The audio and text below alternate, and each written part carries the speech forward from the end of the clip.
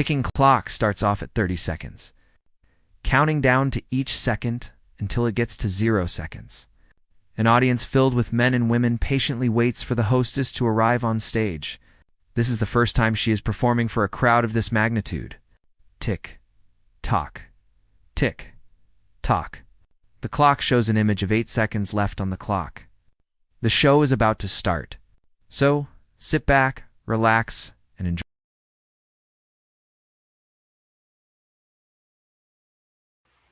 Good morning, y'all. Good morning. Good morning. Y'all can hear me. I can be heard. Okay. All right. Oh my gosh. I was having audio issues. I'm talking about I had to like go dive deep in this freaking thing and figure out what was going on, you guys. Oh my gosh. Good morning, Arabia. Good morning, young Rias. Good morning, Toby. Good morning, Thick Cut. Good morning, everybody. Happy Monday. That's a manic Monday. Look, good morning, Purple Heart. Good morning, me self. Good morning, 6 people in the building. I hope you liked on your way in. I might need to share my thingy me jiggy. Let me share my thingy me jiggy. Ah, let me share myself. I should have did that before I even went live. I wasn't even thinking about that. You know what? It's so funny, you guys. Like when I go live, and I know a lot of content creators do this, and I don't know if y'all follow me in a Discord. Shut up, phone. I don't know if y'all follow me, but I think this one. But a lot of content creators, like when they go live, they share like the live in like their Discord or like if they're on social media or whatever. I don't never do that. I don't even know if I think to do that. Good morning, Breeze, Omega. Good grand rising. Happy Monday. Happy Monday, y'all. And I'm about to put y'all links in the chat too. Just give me a second. I'm about to share my live split view makes it easier to multitask. Okay. Show me how. Right click on this tab and select. Okay, no, we're not gonna do that. I think I know how to do that, but I don't want to do it right now. I'm trying to do something else. Excuse me, y'all. Good morning, y'all. Oh, none of y'all in here. That's what's up. I appreciate you, Arabia. I appreciate that. Oh, thank you. Easy access. Look, me over here talking about easy access. Makes it real easy. Hold on, y'all. And I'm gonna share my live.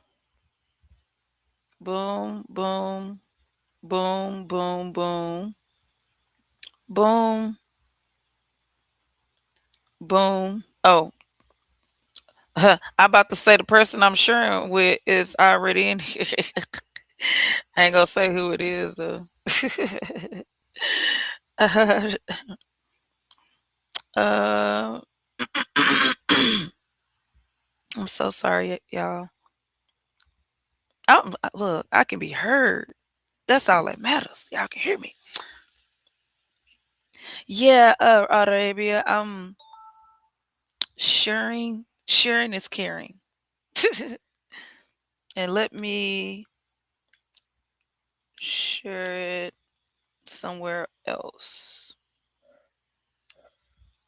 I see like the gamers, they gaming right now. They all up gaming. Breeze Omega.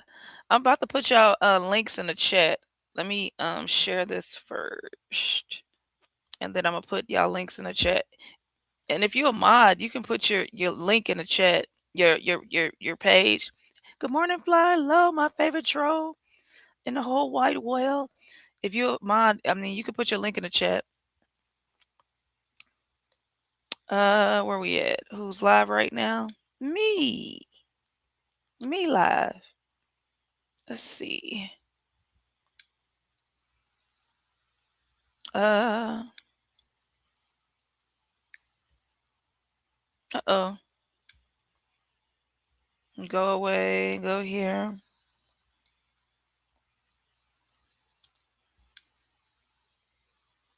And we're gonna share. And then we're gonna go here. And then we're gonna go there. And let's continue. What is up with y'all? Are y'all at work? What are y'all doing? Are y'all on y'all way to work? Are y'all about to get off work? What we doing? What are we doing this morning? What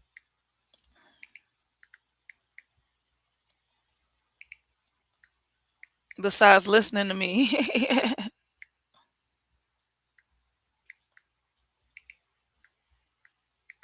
I had I was like going over like the news or whatever, and I know y'all heard about this Venezuela thing, and I don't even know which what I want to talk about first. I don't know if I want to talk about some feel good stuff or some actual news.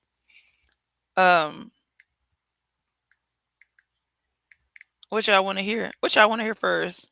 Some funny stuff, or are you off today, Arabia? That's what's up. Oh, Breeze, you just got out. Oh, so you work the night shift. How do you like working the night shift, Breeze? Because I know a lot of people don't like the night shift. I love it. Like that's my stumping ground. The night shift. Oh yeah, all day, all day. I remember the first time. What's up, G Money? First time I ever like went on nights. I used to I used to work for this company. They got whopped in Venezuela. The first time I ever went to night shift, I was young.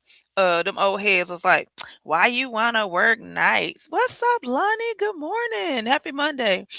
Um, they was like, "Why you wanna work night shift?" Mind you, I ain't have nobody kids then, so uh, why does it matter? Cause thank you, G Money. That's what I be telling people. Cause we truckers. Like people be thinking, oh, she be on YouTube all day. Woo woo woo. Like, baby, my schedule is 24 hours. Like, I don't work 9 to 5. I work when the freaking load gotta be there. Period. Like, they don't understand. Like, the fuck? I'm like, she be on YouTube. They're like, how would you know? You must be on YouTube 24/7. How could you see me and know what the fuck I'm doing if you ain't doing it too? The hell? Fuck is we talking about? Baby, my schedule is when the load gotta be there. So it could be 4 a.m. in the morning or 4 p.m. in the afternoon. Like, tell you what? But yeah. So and I like to drive at nights. I love driving at night because a lot of y'all can't drive. Good morning, Muso. Happy Monday. Happy Monday. Y'all see my thumbnail, Manic Monday? Man, y'all don't even know. Like all weekend, I don't know what's been going on with my audio. Audio been tripping. So that's kind of why I went live just to see if you guys could hear me. And I see I can be heard. So yeah. Young Ria's laughing. No, for real. These people on this app is strange. They weird as hell. These people are weird.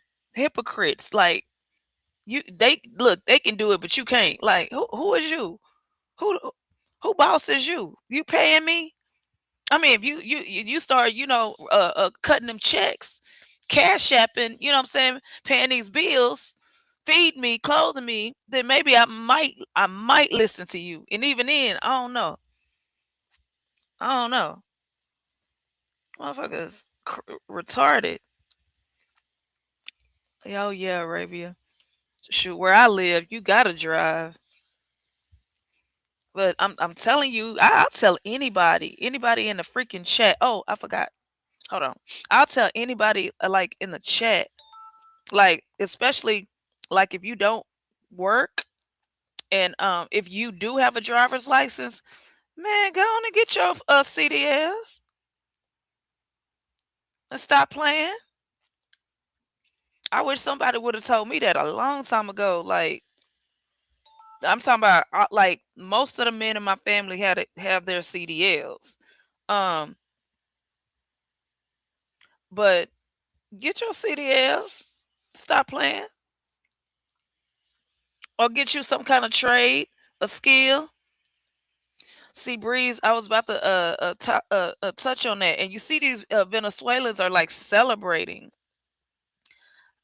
They're celebrating, and it reminds me of um Breeze, and I think you know what I'm talking about. I think a couple of y'all in the chat know what I'm talking about. Do you remember when um basically Fidel had kicked the Cubans out that didn't want to be there? So they went to Florida and they were celebrating like a mug, right? I don't know why though, because Fidel seemed like he was a cool leader to me. But you know, he was also on that I'm about to say or, mm, I'm about to say RBA, but RBA is not the word I'm looking for right now. I'm doing like so many things right now, y'all. I'm doing so many things. Like look at them celebrating. I guess we'll watch that first. Look at them celebrating. Hold on, I'm gonna share my screen with y'all. Thank you, Breeze. Thank you. Look at them celebrating, y'all.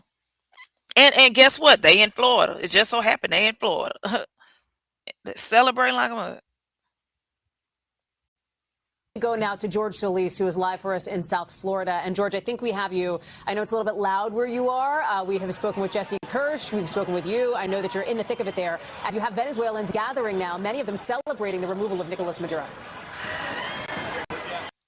Now, you can't carry certain weight. Yeah, exactly right, Hallie. We're in Doral, Florida, affectionately known as Venezuela. This right here, the gathering center outside Arepaso. Crowds have been coming and going. This party showing no signs of slowing down. Every so often, the music will pick up. You'll hear horns honking, people in support, the flags of Venezuela flying here across the crowd moments ago. I think I even seen a somebody had a sign that said they wouldn't be able to protest or be independent or something like that in Venezuela. The crowd chanting in Spanish, the government is over, the government has fallen. That's, again, just a number of chants that we have been hearing about freedom, liberty. I have been to this area numerous times while we've been covering the story of So there's going to be a bunch of Cuban mixed babies, Cuban Venezuela babies. Venezuela, Hallie, and so many people in this community say we have not felt comfortable to step out to speak. Many of them not wanting to show their faces out of fear of concern for their families. Hilarious, Breeze. Hilarious. And I was about to say something about that. Venezuela today. So it was this. I think she was Cuban. It was this like Cuban chick, right?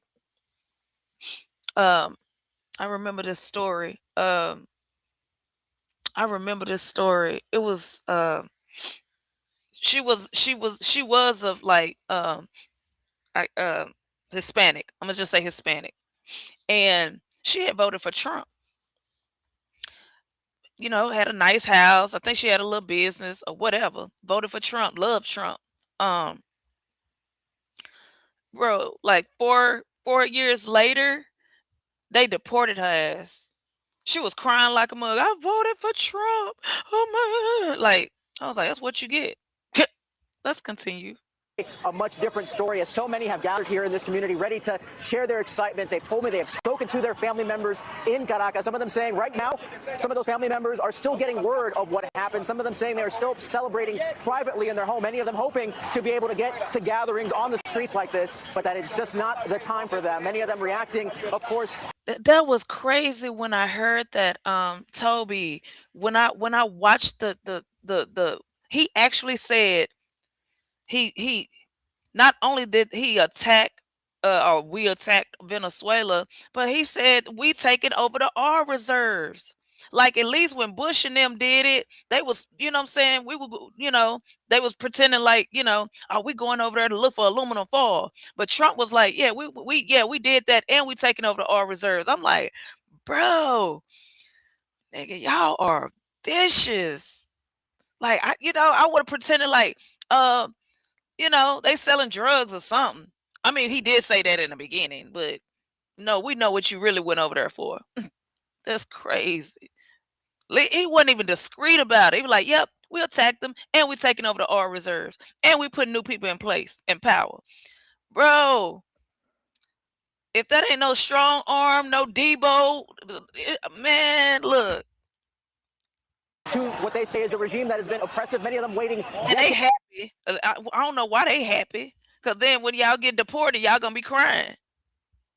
For a change, for freedom in Venezuela. And again, the party here not showing any signs of slowing down. This crowd has only been growing hour by hour. Some of them getting here as early as 3, 4 o'clock this morning as word started to trickle down here. And I've been checking around other businesses in this community. There are just small gatherings and celebrations as far as you can imagine. Again, Doral here, one of the largest populations of Venezuelans in the U.S. And of course, they are making their mark and their voices heard here today. This is what I don't understand. These countries that they got all these resources, why y'all don't have like an army or something to protect your resources? I never understood that. Like Africa, like you got all these foreigners coming in, raping, pillaging, colonizing y'all. Like that I don't know. To me, it just don't make sense. I just never understood that. Again, you can see more of the flags here in the distance. Police here also have like what y'all doing with y'all money? Like, why you ain't got no army or no military or nothing to protect your resources? That's Since they are making sure everything here stays orderly, and for the most part, I can say that it has been. You're seeing some leadership here from Miami and some other council members also arriving here to take part in the celebration. Again, just eclectic, the energy here. It's just like somebody coming to your house, kidnapping you, and then they just take over. Like everything you got, all the money, whatever you got in the safe, whatever, your kids, your wife, your husband, your furniture, your TV, like whatever, your food, like I live here now. This my shit. Like what? Who? Man, Venezuela, y'all crazy. Is only increasing as the hours go by. And George, I know that you had a chance to talk to some of these folks. You've relayed some of those conversations. Africa, y'all crazy too. When you talk about why these motherfuckers come here and then think they somebody. Like if you were somebody, you would have been somebody in your own land. The fuck? My bad, Breeze. Look, you done got me. Look, we supposed to be talking about Venezuela. Let's continue. Having been in this location previously, and obviously we've been covering the escalating tensions in Venezuela for months now. Give us a sense of how different this moment feels than the others you've been there for. Yes, I'm just going to step a little bit closer to get away from some of the noise, but the energy is completely different, Hallie. I mean, I got to tell you, we have talked to mothers, to fathers here, asking them to give us a sense of what they were thinking as they saw some of those boat strikes. Some of them saying, we've seen some of these playbooks, we've seen some of this play out before, but truthfully, we don't know if we can trust that this is really going to lead to a regime change. They were waiting, holding their breath, a lot of cautious optimism, a lot of them excited when the opposition leader... I was about to ask, it probably going to be a stupid question. They saw some of those boat strikes, some of them saying... I heard that was like regular, like fishermen, though. Killed like fishermen. Was in Oslo receiving her Nobel Peace Prize. Many saying, you know what? I bet a lot of these people ain't even Venezuelans. They might be Cubans, hell. And like Thicka just said, paid actors. Cause like, what are y'all celebrating? I'm dead. Like, what are y'all celebrating? Like if let's just say if I was a Venezuelan, what am I out there celebrating? They just attacked my country. to Fuck be y'all back in celebrating. Venezuela. They were hoping that this was all just sort of setting the stage, if you will. And then they're at the gas station. I'm dead. For something much Now larger. y'all at the gas station. So does that mean we finna get cheaper gas? Is gas gonna go back to 99 cents a gallon? Like, what are y'all celebrating? And again, now that I'm talking to some of these same people and hearing from some of these voices, many of them not afraid to show their faces, many of them eager to restore their businesses and open their doors and just welcome a change in regime, please, a change Arabia, in leadership. I was Many trying excited to for do what's it, next. but Some of them look, I done telling me got they're thinking about their lost in plans this to return damn home to see family they haven't yes. seen in Yes, you years. Some of them can. still saying not quite yet, but Yours there's still that too. cautious optimism, as I mentioned. But again, Hallie, as you hear the sounds here, Hold the on. echoes of this crowd, there's definitely a sense that, again, the excitement here, again, it's just going to carry on into the night here. A lot of enthusiasm, a lot of activity there in Doral. George Solis, thank you very much for being out there. I know you'll remain out there through the better part of the afternoon as we get more. We thank you for watching, and remember, stay updated on breaking news and top stories. Okay, that's crazy. All right, so so we already know what had happened with. Let's see what he said. I don't even think and this was a day ago, y'all. Fair use. Hold on, let me put my little fair use sign up. Fair use, fair use. Fair use. Y'all sub up to Arabia. Hold on, y'all. Let me put some links in the chat. Let me put some links in the chat real quick. Okay, so I didn't see this. Let me see if I can share my screen. Replace screen with this. I'm gonna sped it up a little bit. Okay, thank you very much. I'm gonna sped it up. Not speed it up, sped it up. Let me see how fast he's talking. Big stuff. And we appreciate you being here. Late last night. All right, so I'm gonna blow you up. And go here.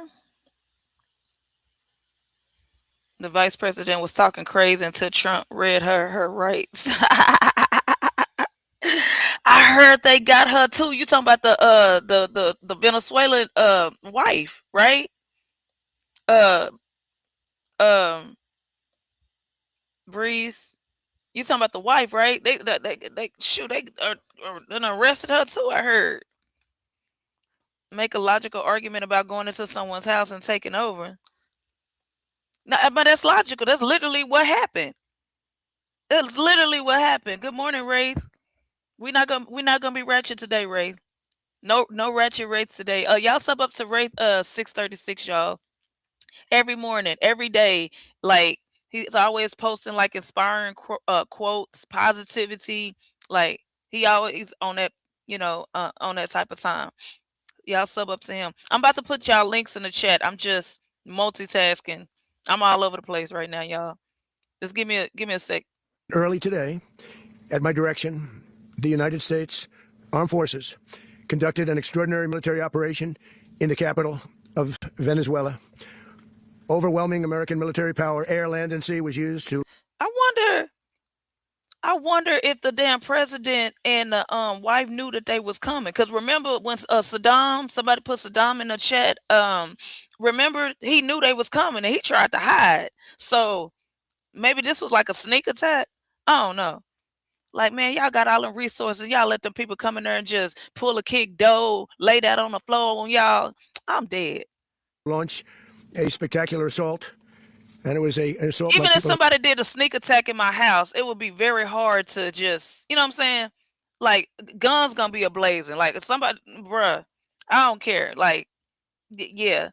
Now, if I know you coming, that's even better. But if I don't know you coming, oh man, yes, yeah, somebody gonna be on the news.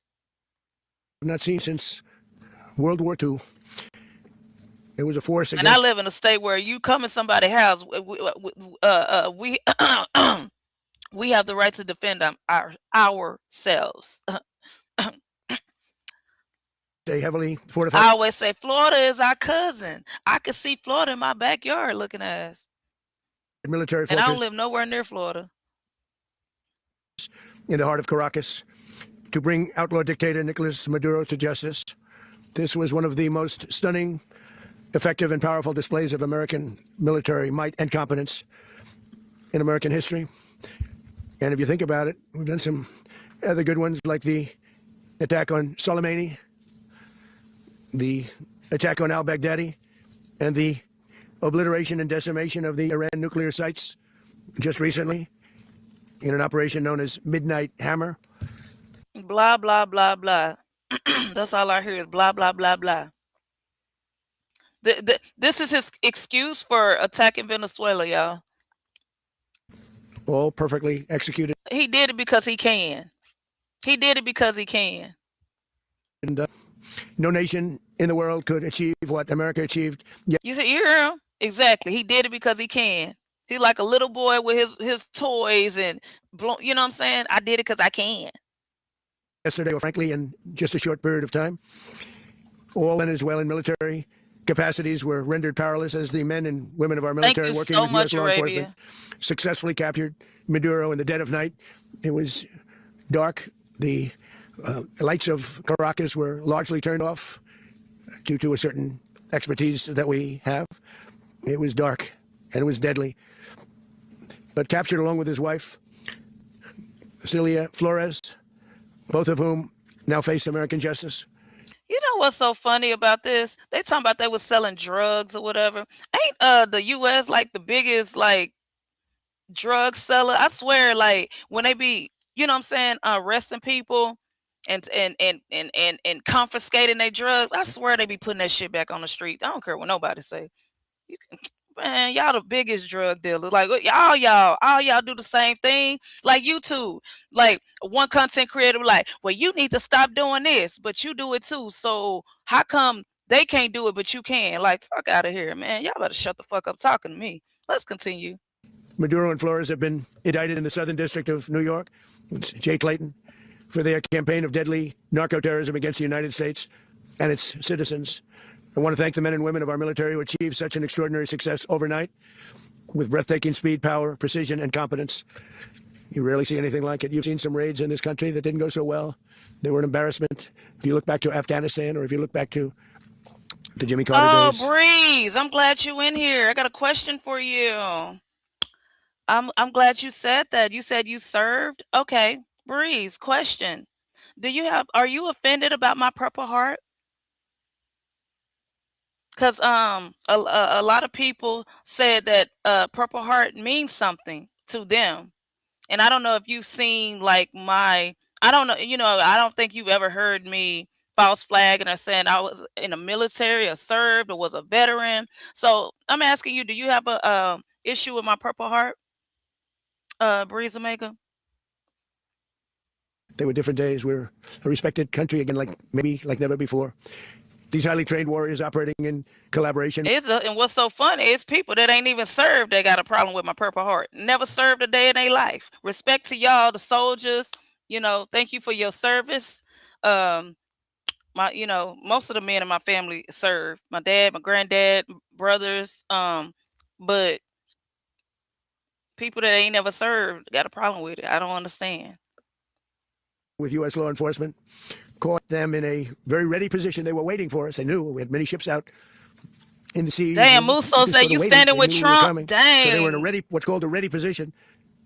But they were completely overwhelmed and very quickly incapacitated. If you would have seen what I saw last night, you would have been very impressed. I'm not sure that you'll ever get to see it, but it was an incredible thing to see. I mean, we saw it on the news. Y'all, boom, filled the room. It was like, New Year's. Did they attack on New Year's? That's probably what happened. They thought it was fireworks, but they was actually, yeah. I saw what had happened now.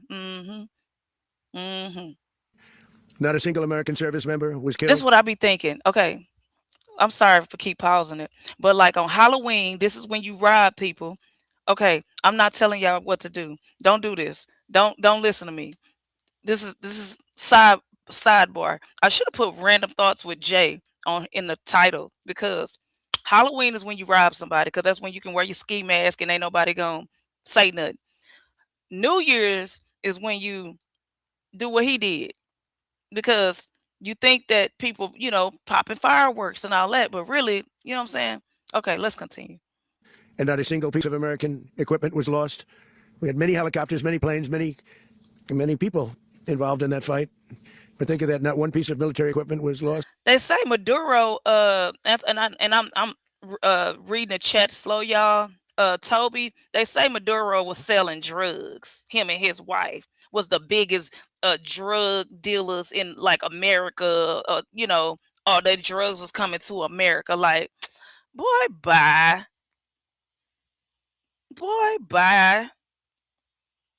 It's not one service member was. We probably the biggest drug dealers, and then and they be talking about Mexico and all that stuff, which that's different. We ain't talking about Mexico right now. We talking about Maduro. They say like they was like the biggest drug smugglers like in the US or whatever. I know I'm saying it wrong, but you get what I'm saying. That's what they saying. I think they just want to take over their oil reserves.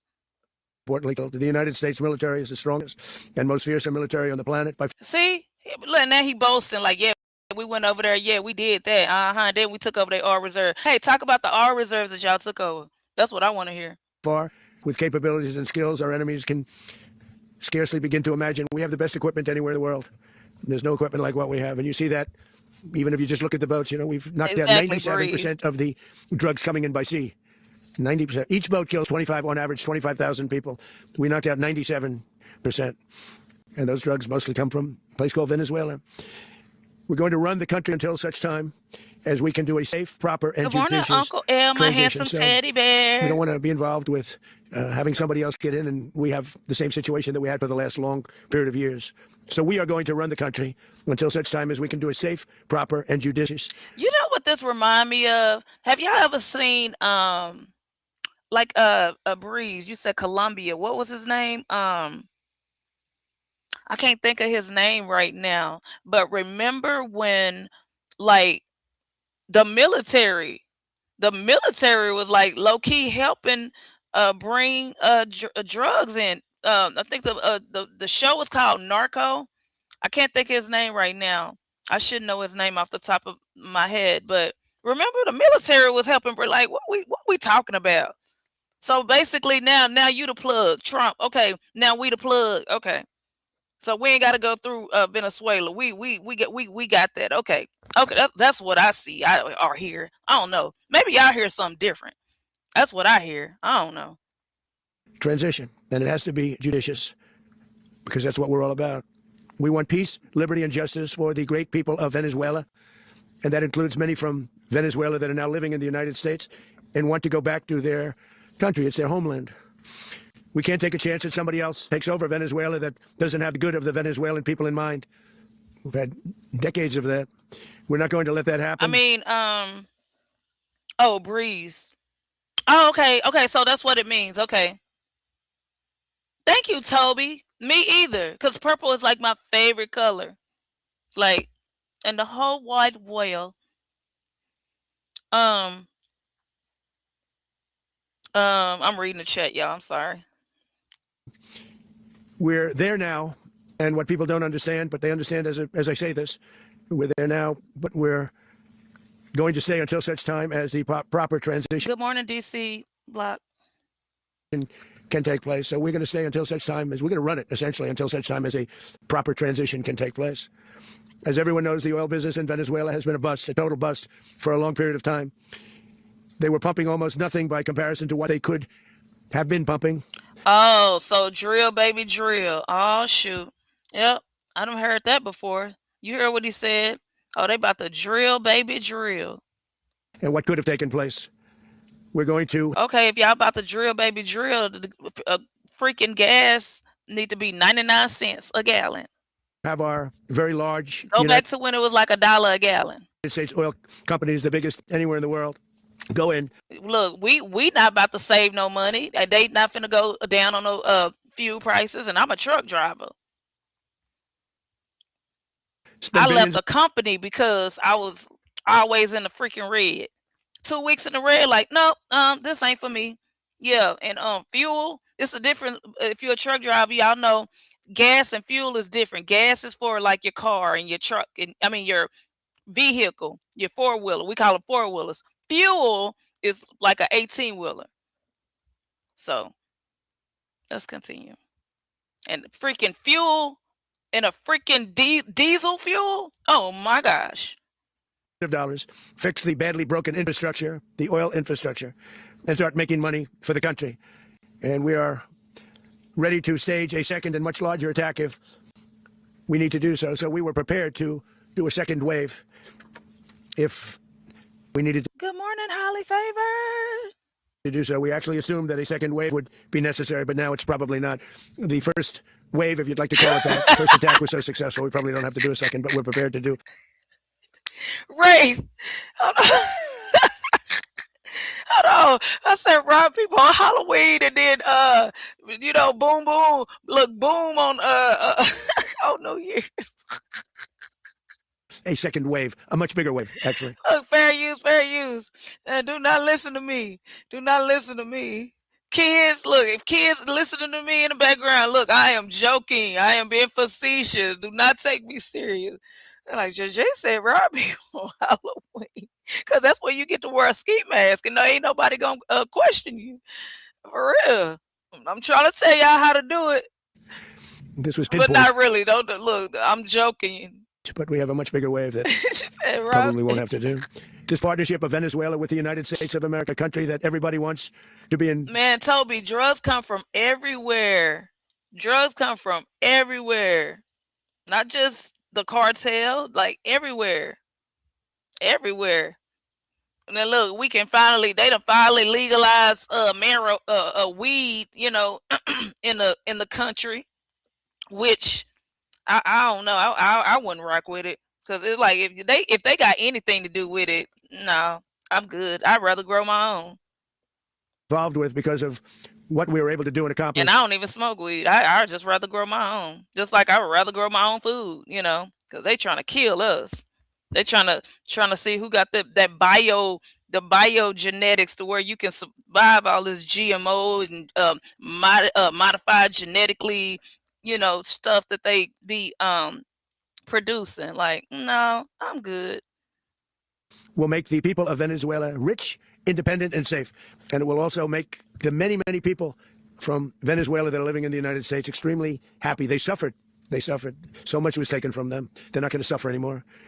The illegitimate Pablo dictator Maduro was Escobar, the thank you, kingpin of a Rafael. vast criminal network responsible for trafficking colossal amounts of deadly and illicit drugs into the United States.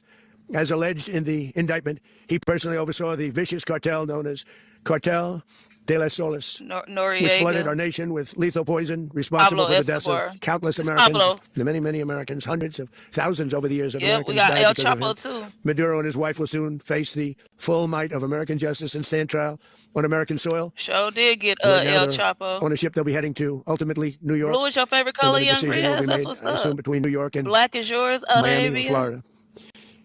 But we have people where the overwhelming evidence of their crimes Love will be purple, Action presented in a Jacks. court of law. And I've seen it. I've seen what we have. It's both horrible and breathtaking that something like this could have been allowed to take place. For many years after his term as president of Venezuela, I bet when Trump was little, he used to get a magnifying glass and kill ants or harm like pets. I don't know, or insects. I'm convinced. expired Maduro remained in power and waged a ceaseless campaign of violence, terror, and subversion against the United States of America. I never understood why my ex, like when you talking to somebody, they be asking you all these weird questions. Well, y'all ask each other stuff, and they don't understand why you be asking them that.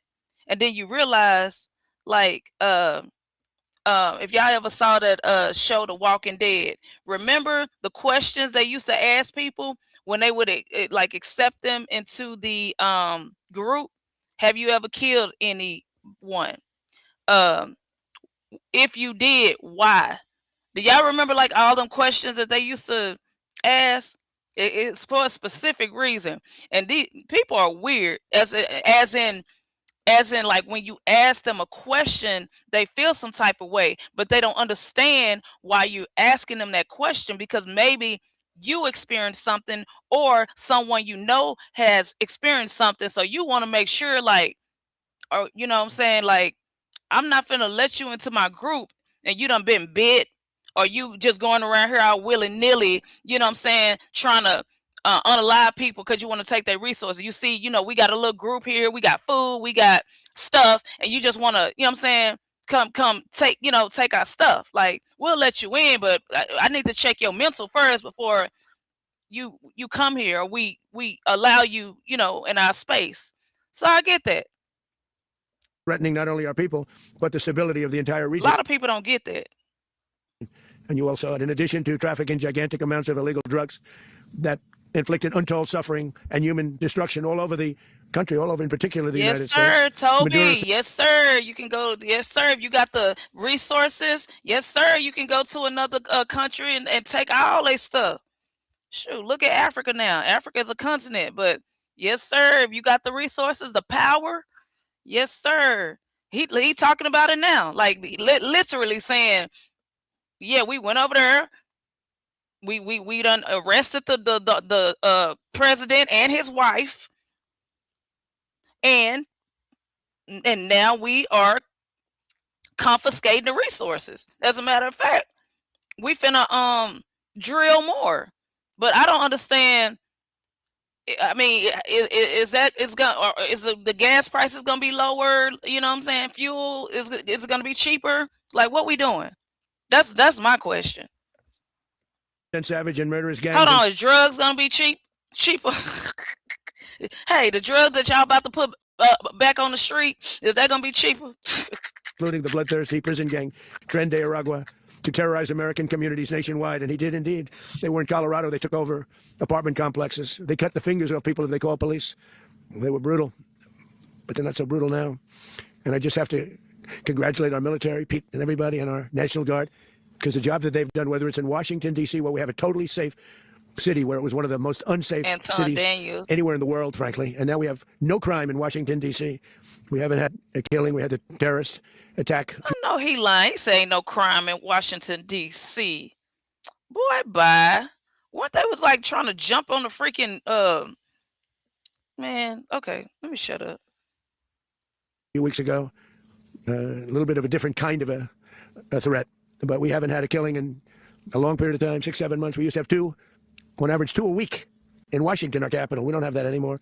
The restaurants are opening. Everyone's happy. They're going there. He lying. I bet if I look up damn statistics right now, somebody died in Washington, D.C. yesterday. Got killed. I'm sorry, not died, but got unalived yesterday. If I look it up, he lying. Why you lying? Walking their daughters, they're walking their children, their wives. They walk to restaurants. Restaurants are opening all over Washington, D.C. So I want to thank the National Guard. I want to thank our military, and I want to thank law enforcement. It's been amazing, and they should do it with more cities. We're doing it, as you know, and we're doing it in Memphis, Tennessee, right now. And crime is down. We've just sort of started a few weeks ago, but crime is down now 77%. And the governor of Louisiana called, great person, and he wanted us to help him, as you know. And you know how you can keep crime down? Well, let me shut up. Look, I'm about to give y'all some more Just Jay advice. A certain very nice. Oh, you can keep crime down if everybody just look. If everybody just be strapped, like for me, I just assume like when I'm talking to somebody like in person, I just assume they strapped, and I'm pretty sure they assume I'm strapped, and we just have a civilized conversation. Even if we disagree, it be civilized. They walk away, I walk away. Everybody's fine. That's how you keep crime down. Part of Louisiana, and we have done that. It was a rough section, and we have crime down. I understand it's down to almost nothing already after 2.5 weeks. New Orleans, it's down to almost nothing, and we've only been there for 2.5 weeks. Can't imagine why governors wouldn't want us to help. We also helped, as you know, in Chicago. Then crime went down a little bit there. We did a very small help because we had no working ability with the governor. The governor was a disaster, and the mayor was a disaster. But it knocked down crime. But we're pulling out of there. Oh, that's crazy. He calling the mayor and the governor in Chicago. Oh man, that's crazy. You talk how you gonna talk about your people like that? Ain't them your people? Chicago must be a Democratic city. A Democrat, a liberal. Am I saying it right, Breeze? A Democratic liberal ran city. When they need us, or I should say state. Democratic runs state. Illinois is a state. Am I saying it right? It must be a liberal for him to say that. It sound like they Democrats over there. You'll know. You'll be writing about it. And likewise, Los Angeles, where we saved Los Angeles early on, where the head of the police Well, we know Los Angeles is very liberal, especially San Francisco. department made a statement that if the federal government didn't come in, we would have lost Los Angeles. That's long after the fires. That's when they had the riots in Los Angeles. We did a great job. Got no credit for it whatsoever, but that's okay. It doesn't matter. We don't need the credit. Facts, Toby. But we'll be pulling out when they need us to call, or we'll go back if we have to. And they said, Toby, okay, so Toby said that, Trump used to run with gangsters in New York and evict lower income acquired properties, especially black people. He didn't want to rent to black people. But they also said that his dad was like in the KKK, Toby. We'll go back. But we did a great job in various cities. But the place that we're very proud of is Washington, D.C., because it's our nation's capital. We took it from being a crime-ridden mess to being one of the safest cities in the country. But the gangs that they sent raped, tortured, and murdered American women and children. They were in all of the cities I mentioned, Trinidad, and they were sent by Maduro to terrorize our people. And now Maduro will never again be able to threaten an American citizen or anybody from Venezuela. There will no longer be threats. For years, I've highlighted the stories of those innocent Americans whose lives were so heartlessly robbed by this Venezuelan terrorist organization. Really one of the worst. One of the worst. They say the worst. Americans like 12-year-old Jocelyn Nungary from Houston. Beautiful Jocelyn Nungary. What happened to her? I was thinking of that too, Breeze, because it seemed like every time when they behind in there, just like when we went to war with, who did we go to war with? And they never pulled the troops out. They never pulled the soldiers out or the CIA out. And as long as we in there, I don't care what nobody say, as long as we're in that country, first of all, the language gonna probably change. Everything, we gonna colonize them people. You know why? Because we can. We got the power. We got the, you know what I'm saying, the resources. Like, what they gonna do?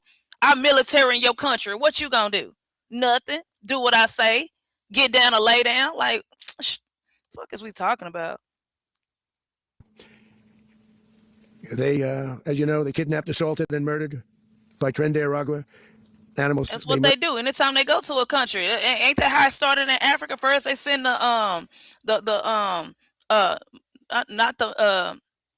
missionaries, right?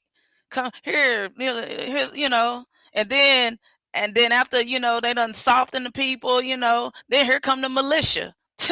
Fuck is we talking about? What they did to Venezuela. Murdered Jocelyn. And who else y'all gonna do this to? Left her dead under the bridge. It was a bridge that will never be the same to so many people after seeing what happened. As I've said many times, the Maduro regime emptied out their prisons, sent their worst and most violent monsters into the United States to steal American lives. And they came from mental institutions and insane asylums. They came from prisons and jails. The reason I say both, they sound similar. Actually, prisons, a little bit more. I heard you wear diapers. A little bit more hostile, a little bit tougher. A mental institution isn't as tough as an insane asylum, but we got them both. They sent from their mental institutions. They sent from their jails, prisons. They were drug dealers.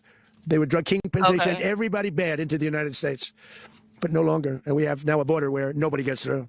In addition, Venezuela unilaterally seized and stole America. Hold on, you say you got a border where nobody get through, but you got a whole bunch of, the video I just showed, a whole bunch of Venezuelans celebrating. So what are we talking about? Oil, American assets, and American platforms, costing us billions and billions of dollars. They did this a while ago, but we never had a president that did anything about it. They took all of our property. It was our property. We built it. And we never had a president that decided to do anything about it. Instead, they fought wars that were 10,000 miles away. We built Venezuela oil industry with American talent, drive, and skill, and the socialist regime stole it from us during those previous... Hold on, we built... I know he lying. We built what? Administrations, and they stole it through force. This constituted one of the largest thefts of American property in the history of our country. What is he talking about? Consider the... How you build something? That's just like him. We went to war with Africa right now. We built the diamonds industry. We built resources, all the resources Africa got. We bro, you sound crazy. You just wanted to take their stuff. Shut up. And you got people that listen to him like, oh yeah, Trump. Yeah, you're right. We built it. Fuck is we talking? What? Just after property in the history of our country. Massive oil infrastructure was taken like we were babies, and we didn't do anything about it. And I bet oil not about to go down. I bet freaking fuel and gas is not about to go down. Let's see how long this nigga gonna be in office. Hold on. He got 2 more years. Okay. In about 2 years, let's see if oil price is gonna go down. I'll wait. I would have done something about it. America will never allow foreign powers to rob our people or drive us back into and out of our own hemisphere. That's what they did. Furthermore, under the now deposed dictator Maduro, Venezuela was increasingly hosting foreign adversaries in our region and acquiring menacing offensive weapons that could threaten U.S. interests and lives. And they used those weapons last night. Potentially in league with the cartels operating along our border. Oh, all of these actions were in gross violation of the core principles of American foreign policy, dating back more than 2 centuries, and not anymore. All the way back, it dated to the Arabia, if you don't mind, can you put King Mafia link in the chat for me, please, and thank you. Monroe Doctrines, and the Monroe Doctrine is a big deal, but we've superseded it by a real lot. They now call it the Donroe document. I don't know. It's Monroe Doctrine. We sort of forgot about it. It was very important, but we forgot about it. We don't forget about it anymore. Under our new national security strategy, American dominance in the Western Hemisphere. I wonder what he reading. Are they like big words? And do they have like a bouncy ball? Like, you know what I'm saying? Because you know he like old and senile. Will never be questioned again. Won't happen. So just in concluding, for decades. So he reading a paper. I bet them words big as hell. Other administrations have neglected or even contributed to these growing security threats in the Western Hemisphere. Under the Trump administration, we are reasserting American power in a very powerful way in our home region. And our home region is very different than it was just a short while ago. The future will be, and we did this in my first term. We had great dominance in my first term, and we have far greater dominance right now. Everyone's coming back to us. The future will be determined by the ability to protect commerce and territory and resources that are core to national security. These are core to our national security. Just like tariffs are, they made our country rich, and they've made our national security stronger than ever before. But these are the iron laws that have always determined global power. And Toby, I got the neighborhood app too, and you can also see like sex offenders in your neighborhood or in your area. Not just crime. It's a lot of things you can see in your area. Good morning, Lance. Yeah, Look, I even have a app, the mail app. Like, I know what you know what I'm saying, the mail that's coming to my house. Like, baby, look, I don't play. Look, I know I be on here tripping, but I don't play like in my real life now. we're going to keep it that way. We will secure our borders. We will stop the terrorists. We will crash the cartels, and we will defend our citizens against all threats, foreign and domestic. Other presidents may have lacked the courage or whatever to defend America, but I will never allow terrorists and criminals to operate with impunity against the United States. This extremely successful operation should serve as warning to anyone who would threaten American sovereignty or endanger American lives.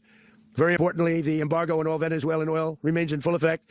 The American Armada remains poised in position, and the United States retains all military options until United States demands have been fully met and fully satisfied.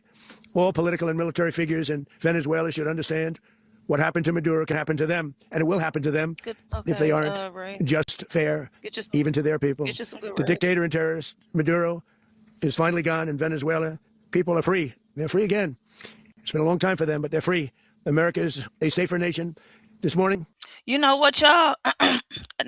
After this, I want to see like what the real Venezuelans think about this.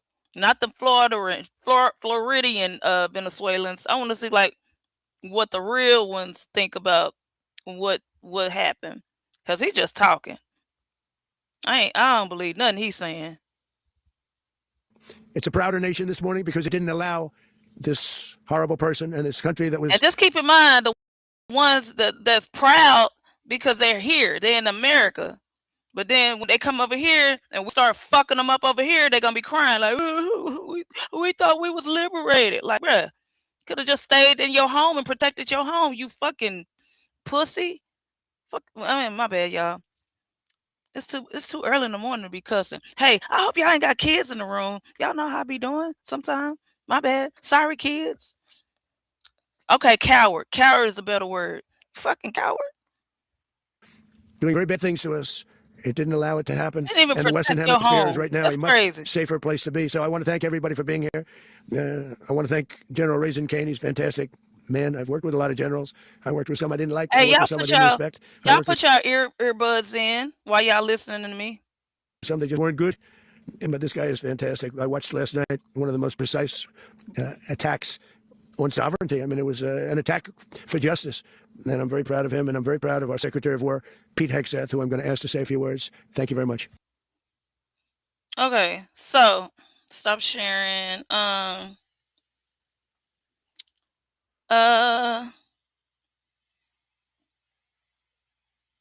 Venezuelan opposition says U.S. will be its main ally. And I guess this is the new Send it president. over right now to Maddie Rivera with the latest. This is the new president and his wife. Child, I'm pretty sure they bought and paid for. On the president's plan moving forward. Maddie. Pick Vice President's policy to make sure is now the acting president. But Secretary of State Marco Rubio says the U.S. will be running the country's policy to make sure that American interests are addressed. And that includes stopping drug trafficking and making sure that oil revenues don't go to the benefit of U.S. adversaries. And in that sense, the president indicates the U.S. is making the rules. Who's in charge of Venezuela right now? Have you spoken to the newly sworn in president there, Rodriguez? We're dealing with the people. We're dealing with the people that just got sworn in. And don't ask No, they bought and paid for. me who's in charge, because I'll give you an answer and it'll be very controversial. What does that mean? It'll be, we're in charge. You've spoken with her? No, I haven't. You hear him? We in charge. You hear that? How we in charge of whole nother country? That's just like you going to your neighbor's house and you just pull a kick door and you're like, I'm in charge of your house now, your home. I'm in charge of your kids, your man, your woman. I'm in charge of like what? But other people have. Yeah, the right time I will. So Rodriguez and Rubio have spoken. Notably, Rodriguez had a much more defiant tone, claiming shortly after he was ousted that Maduro is the rightful leader. But in a new statement, she sounds a lot more cooperative, saying, we invite the U.S. government to collaborate with us on an agenda of cooperation oriented towards shared development within the framework of international law to strengthen lasting community coexistence. President Donald Trump, our peoples and our region deserve peace and dialogue, not war. The president also issuing warnings to Colombia and Cuba. He says the latter is ready to fall, the rhetoric falling in line with the president's message over the weekend that he wants the U.S. to be surrounded by good neighbors. Meantime, onto that arraignment, Maduro is facing 4 federal counts: narco-terrorism conspiracy, cocaine importation conspiracy, Narco-terrorism conspiracy, cocaine importation conspiracy, possession of machine guns and destructive devices. What's wrong with having a machine gun? Conspiracy to possess machine guns. What's wrong with that? This is, you know what? This is what I did like. This is why I was disappointed in Gaddafi. Gaddafi, I don't know who told him to put the freaking armor away, and that's how they went in there and got him. And I hate the way they did him. Like, this is how y'all did y'all leader when he was trying to get off the freaking trying to have his own freaking currency. Like, this is what y'all do to y'all leader, dragging him all in the street. Like, boy, y'all some ungrateful so-and-sos. Well, I swear people ain't shit. possession of machine guns and destructive devices, and conspiracy to possess machine guns and destructive devices. Maduro's arraignment is scheduled for noon. Carlia Todd. Madeline Rivera live. Maybe that's what Maduro was trying to do, get on his own currency. Or, you know what I'm saying? Like now, U.S., y'all can't have my oil. Now, better go find another country to dig, drill, baby, drill. And they was like, oh, okay, yeah, we're going to put some charges on your ass. First, Maddie, thank you. Let's bring in former federal prosecutor and criminal As a matter of fact, we're going to get you and your wife. defense attorney Andrew Cherkasky. Andrew, walk us through what will happen in federal court, like Maddie said, in a matter of hours. Well, in many regards, this is actually a very standard prosecution that we see in federal court, particularly where it deals with these drug kingpin type of prosecutions. The arraignment will be, in its function, relatively short. It's a simple entering of pleas and the beginning of the legal process. Oftentimes, it's just a handful of minutes long. I expect today there's a chance that defense attorneys may start to make hay about the way in which Maduro was effectively arrested and extradited to the United States to stand charges. But there is good precedent, particularly with regard to the Noriega case years ago, where this exact type of situation is a proper path for the United States to prosecute even a foreign leader. And so I don't think that there's going to be anything shocking or fireworks that go off in the courtroom today, but the defense counsel may start to create some of their legal arguments, and we might start to see some sort of indication from this Clinton-era judge what the perspective is of the court about where this is going. And with that said, do you think he will be convicted? And if so, what charge will he face? Hold on real quick, y'all. I'm reading the chat like super slow. I'm sorry, y'all. I told y'all I'm over here multitasking. Content creators, y'all know exactly what I'm talking about. Like when you reading the chat, you got to give commentary. Looking. Looking up all this stuff that y'all put in the chat. And Anton Daniels. I was still reading about him. Still reading about him. I'm sorry, y'all. Just give me a second while I put this link in the chat. Okay, there we go. There we go. There you go, Anthony. Well, the charges here and the evidence seems to be overwhelming. The government seems to indicate that they have a great degree of confidence in this. The charges are all related to drug operations, whether it's called conspiracy to engage in narco-terrorism, or whether the charges that we focus on are simply the actual drug running. What's the proof, though? Do they have proof of this?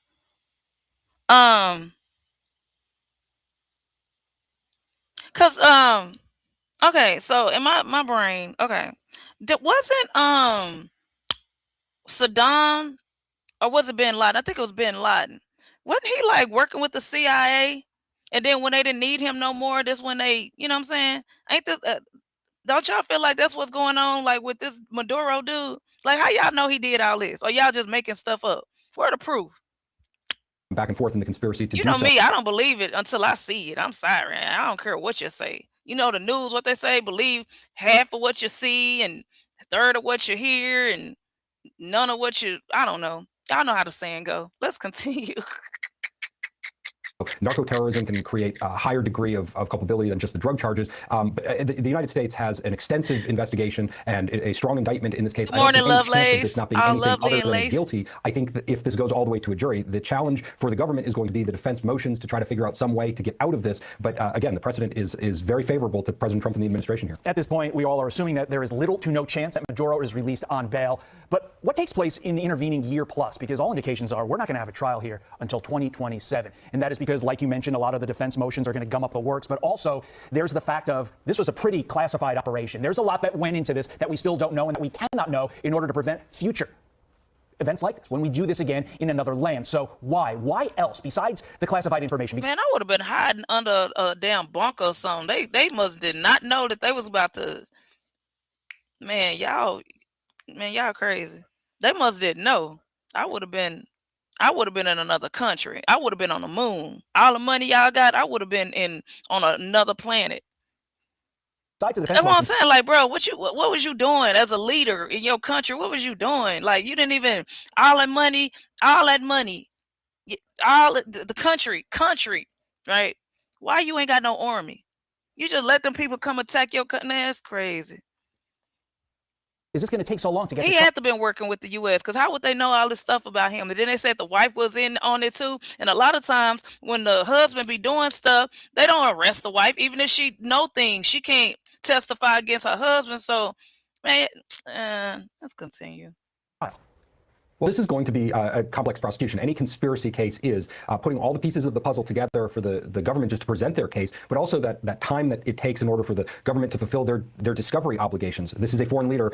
However, he now being brought back to the United States is fully entitled to all of the protections under our constitutional system in a criminal case. And so that will kind of slowly go through the system of the document exchange, the witnesses. It could be dozens, even 100+ witnesses, depending on how complex the government goes with their prosecution here. I think that one of the big pieces that could slow things down is the fact that probably many of the records related to various aspects of this case will be classified. That doesn't prevent prosecution. It complicates it. It slows it down. It requires certain defense attorney actions to be completed in a certain order, and for the court then to rule on issues related to that can take a tremendous amount of time. So the quickest any case can go in federal court is really no quicker than about 6 to 9 months at the minimum.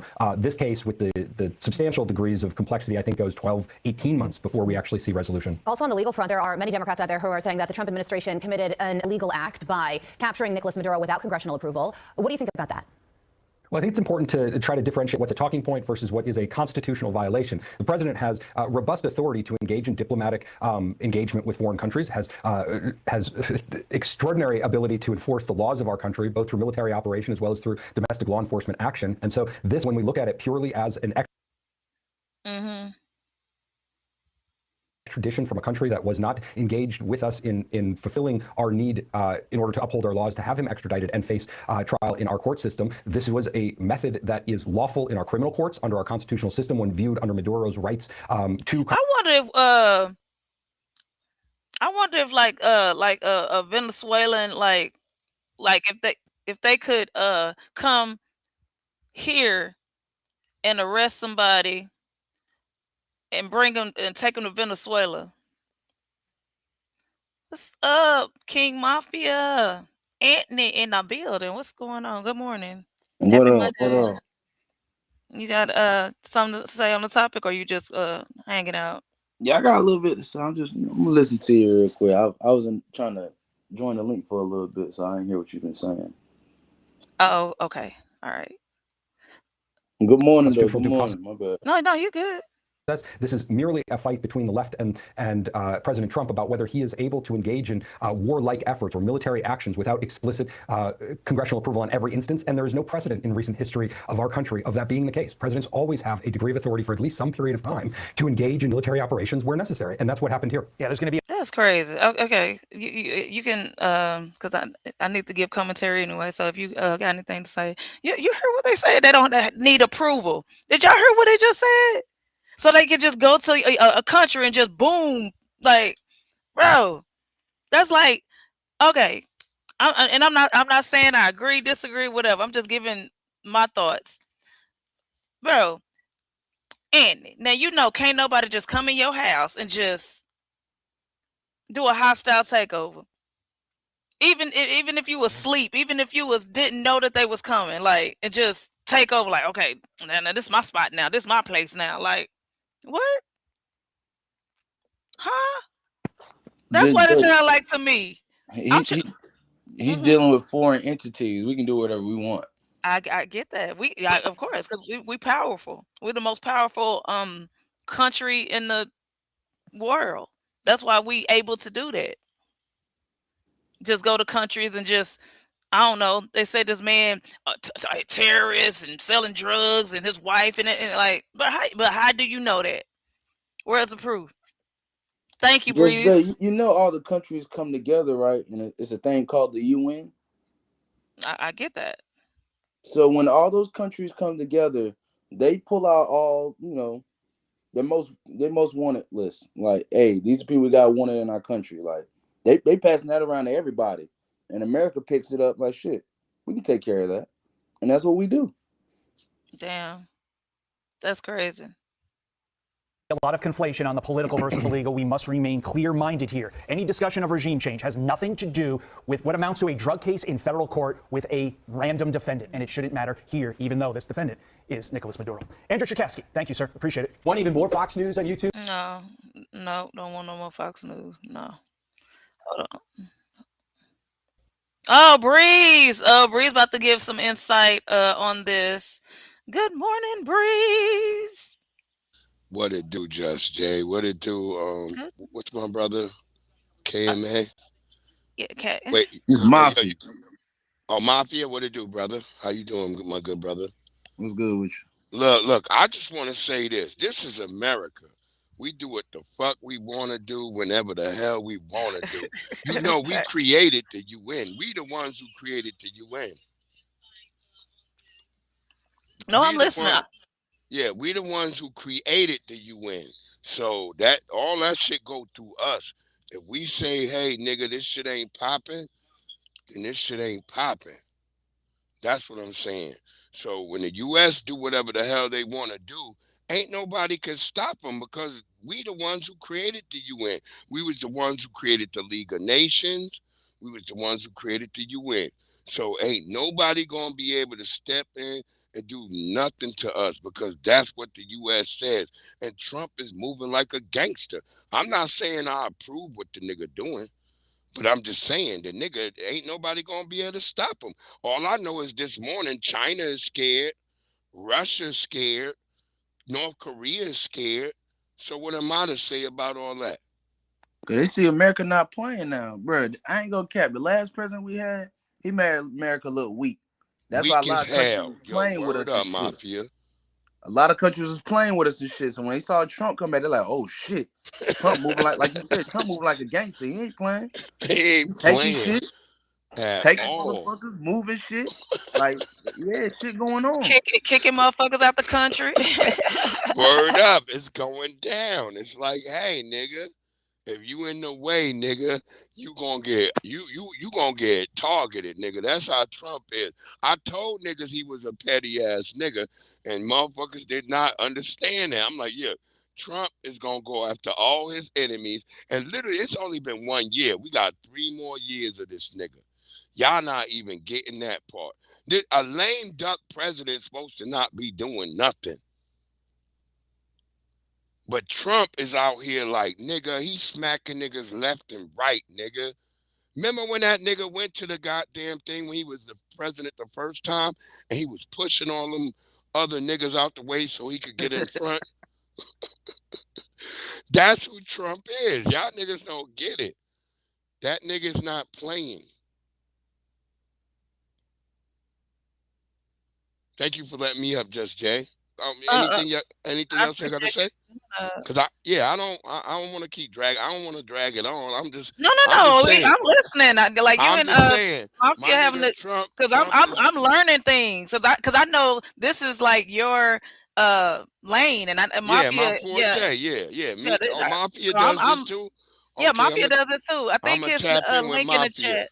I'm a tap in Arabia, with Mafia. I think she put well he be on Ratchet Time a lot too. So Okay, all right. Shit, I don't give but a damn lately if. he have been doing like lately he have been doing politics. So yeah. Yeah, I don't give a damn if my brother on if he ratchet do what he do, as long as he I doing do all types of God's topics work. and shit. Yeah, okay, as long as you're doing God's work. That's what I'm saying. Yeah, That's it. Arabia, put my Anthony channel in the chat if Yeah, you don't put that mind, in so there. Breeze can follow him. Yeah, but all I'm saying is that niggas is acting up like, oh, this nigga Trump. I like when Obama was dropping bombs on niggas all in Africa, nobody said nothing. When Joe Biden was over there murking niggas and helping niggas in Ukraine get weapons, nobody said nothing. Exactly. So Yup. when Trump do something, all of a sudden everybody like, oh, this nigga.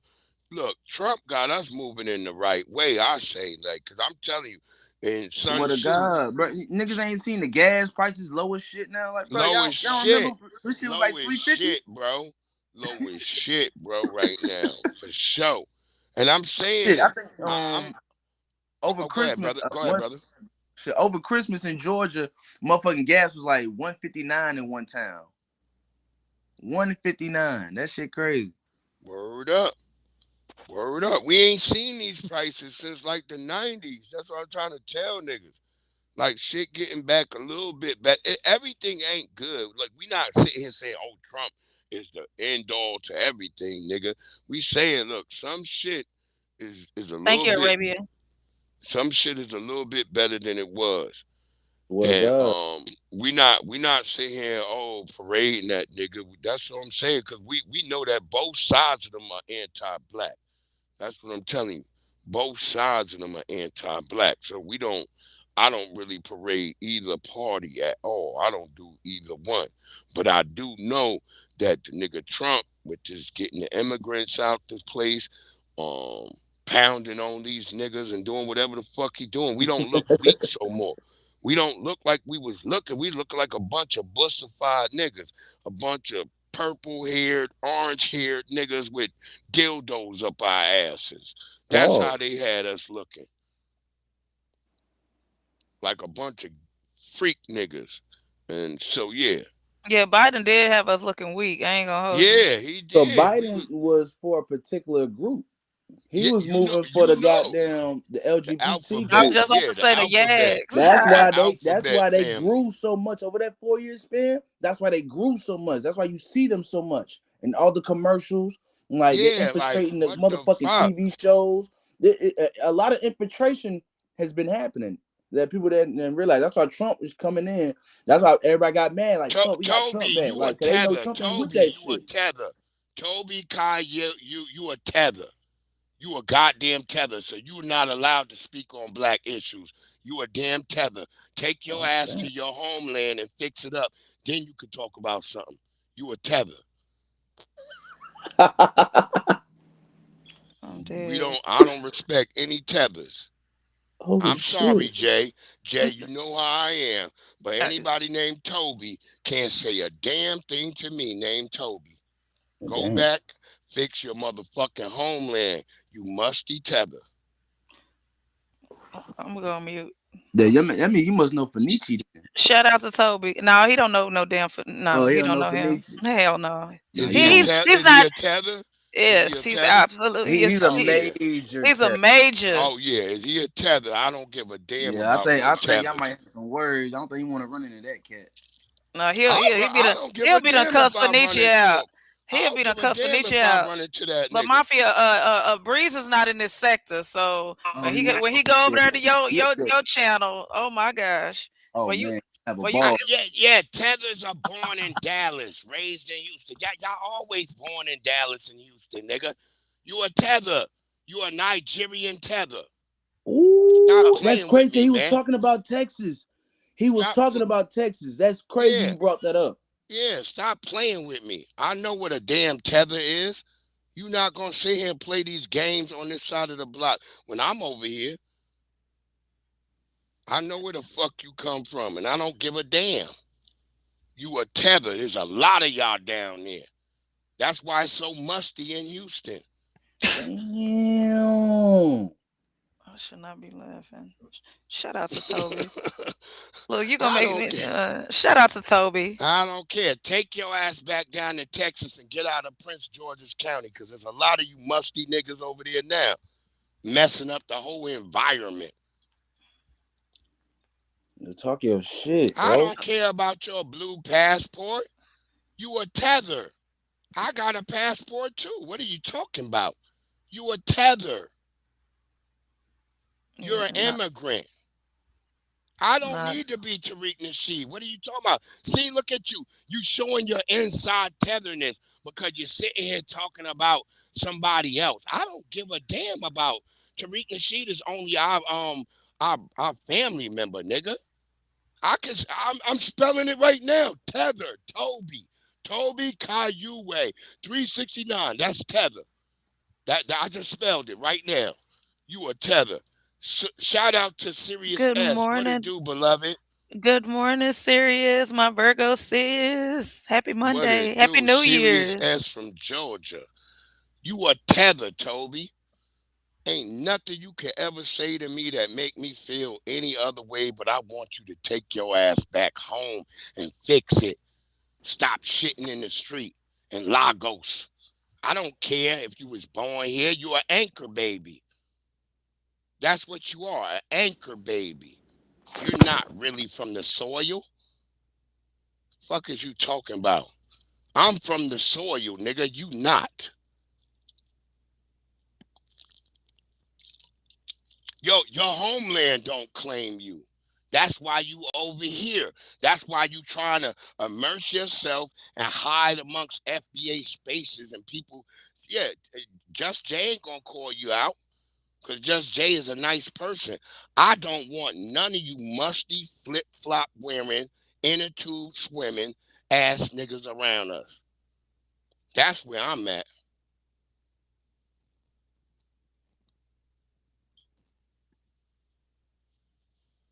Yeah, Mafia. He don't know for Nietzsche. Yeah, no. That nigga said I was born here. No, he ain't never met him because he's not in this sector. I was about to say, Yeah, Bree's not in this. I don't hang in places where tethers be at. Yeah, he not in this sector. I'm strictly FBA. It's FBA all day with me. I don't do no tether spaces. I don't like mustiness. Hold on, let me go on mute. I don't like bush meat. I don't like mustiness. I don't like niggas who sell rats on sticks. I don't want none of that. Take that shit back over there to your homeland. Fix your homeland.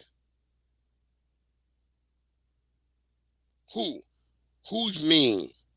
Who's mean? Another tether? No, he said I'm mean. I He talk said, to you in person, Toby. I'm right here in Virginia.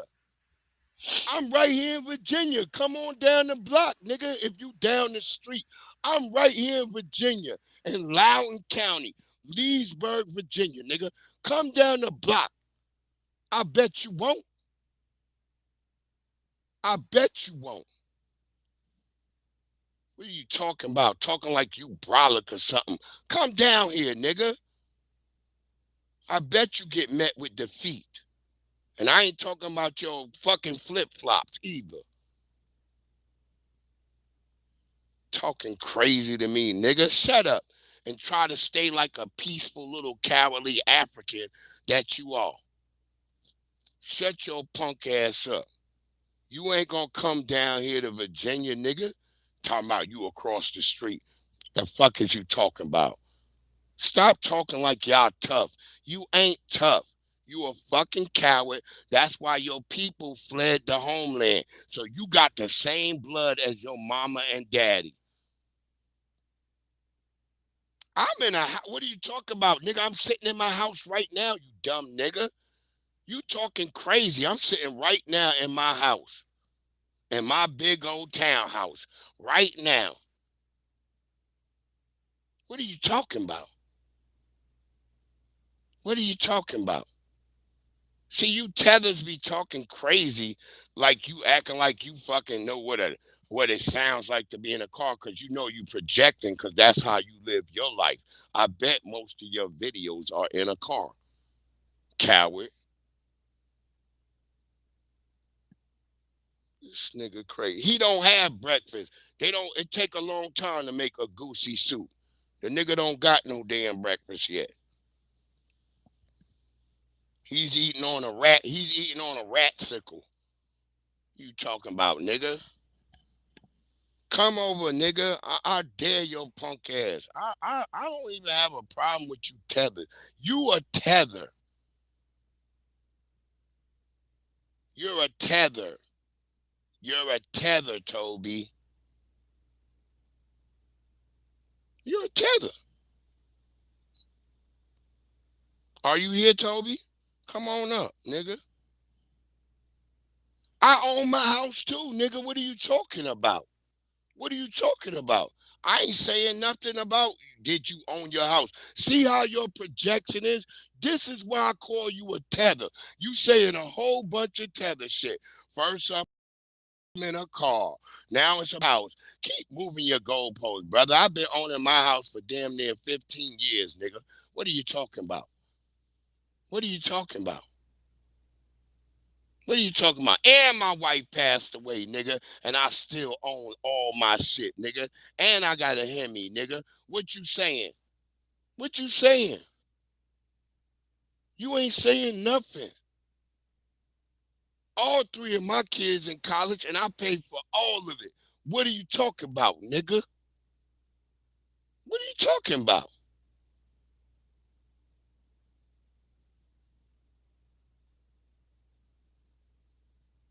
Oh, Mafia. That's Mafia picture right there. Mafia, he get it in. I could tell he FBA. This other nigga is not FBA. Not a buoy. What are you talking about?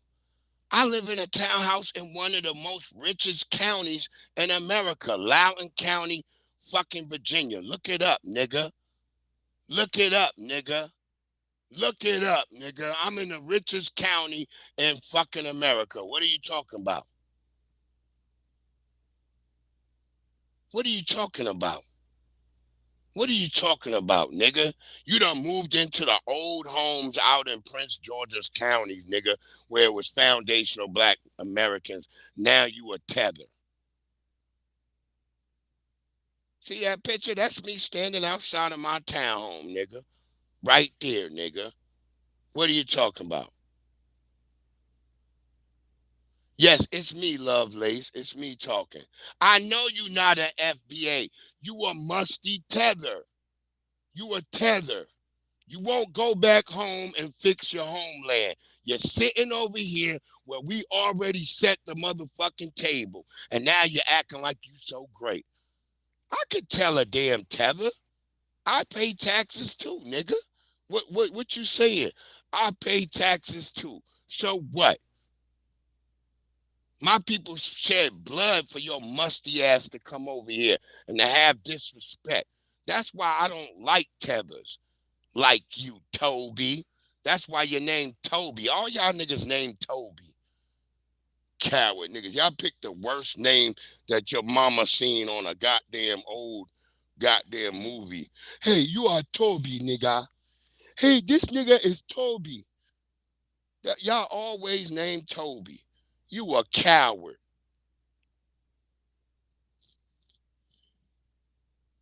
You a coward, nigga. My That's hair, right, Serious S. I agree with you, Serious. I agree with you, Serious. He's a coward. He don't got nothing going on. my hair braiding lady name is Amy. Well, she ain't named Toby. But Africans do pick the name Amy too. That's another sad thing about them. That's why I don't give a damn about what a tether trying to say to me. Who said she was African? I just said my hair the lady that braid my If hair she name is braiding Amy. your hair, she African. You know she African. Well, damn. You know she African. Let's not play these games and semantics. Young Riaz say he backstage. Oh. Yeah. Keep speaking Oh. that boo boo boo boo language, nigga. Lovelace. I'm You laughing at the understand me? chat. I'm not listening. I'm not thinking about Breeze. The chat has got me crying. Yeah. Hey, young Riaz. I didn't know you was Talking that cammed up. You know you cammed up, right? Riaz be bugging. And you on mute. Oh, sorry. Goddamn. Sorry. Oh What my up, God. Riaz? Yo.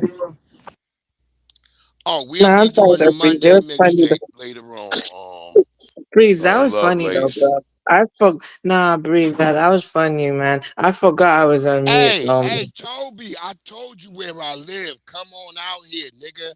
I'll talk tough right in your face and then I'll punch you in it. Fuck is you Young talking Riaz, look about? like you play with diamonds. Wait, what does that mean though? You can tell me what that means. You like you be in the diamond district. Quinity. Young Riaz will be out. He gonna be in the Diamond District when he get out here. Hopefully. I'd like to though. It's just that basically I like the long term future plan type thing though. So for now though, I'm just doing my thing right now. Then hopefully when I go to You London gonna and be get able to my come to opportunity. Young Japan, Riaz? Riaz. Young Riaz, I Yeah? got a question. Are you Indian?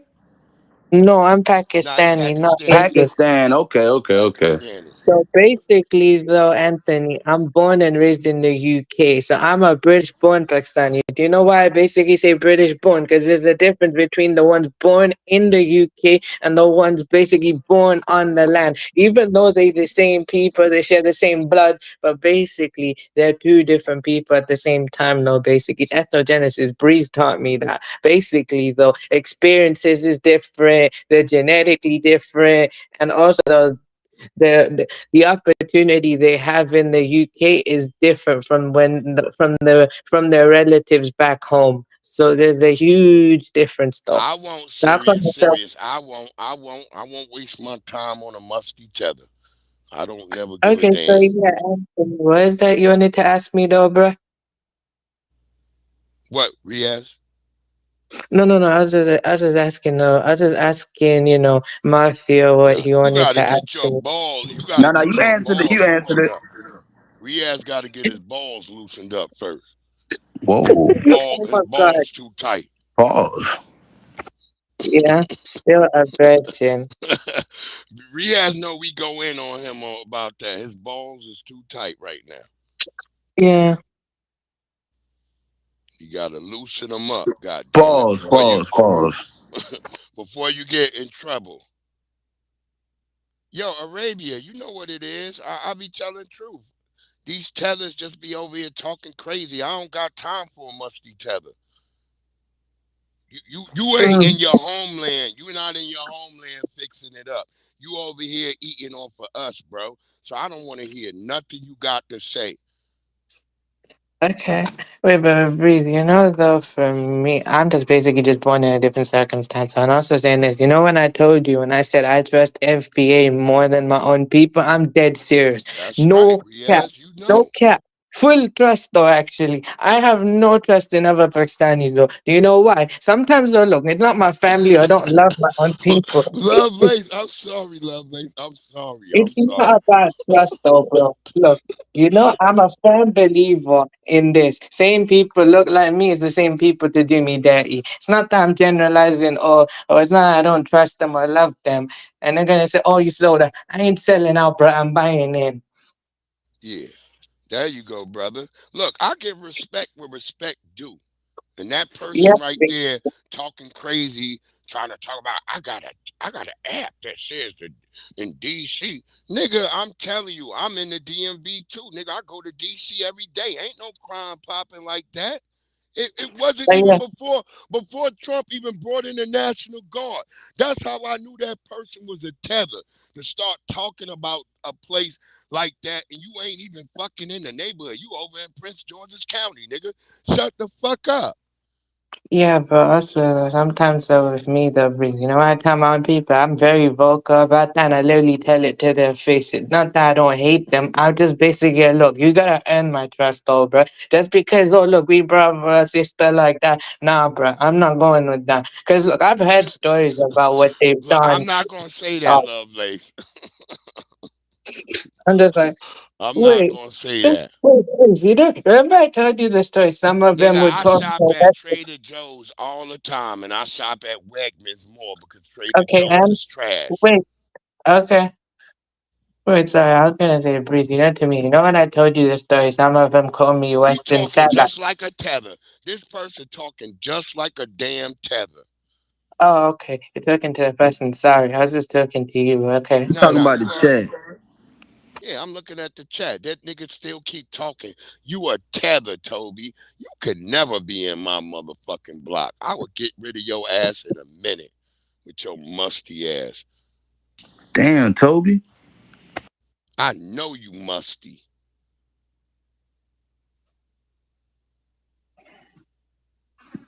Any Yeah, nigga with the name Toby is musty.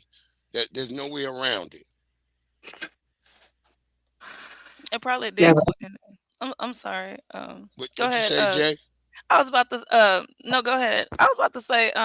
Ask you. Did you see the video where the Venezuelans wasn't celebrating?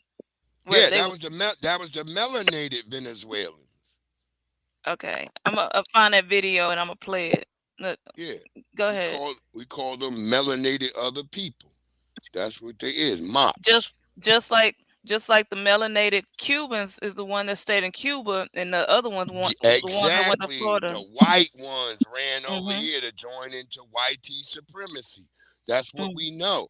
Just like the musty Nigerians who run over here and come up and try to join with white supremacy. Wait, Lovelace, he keeps saying something. I ain't got nothing to say to him. He keeps saying his dusty ass.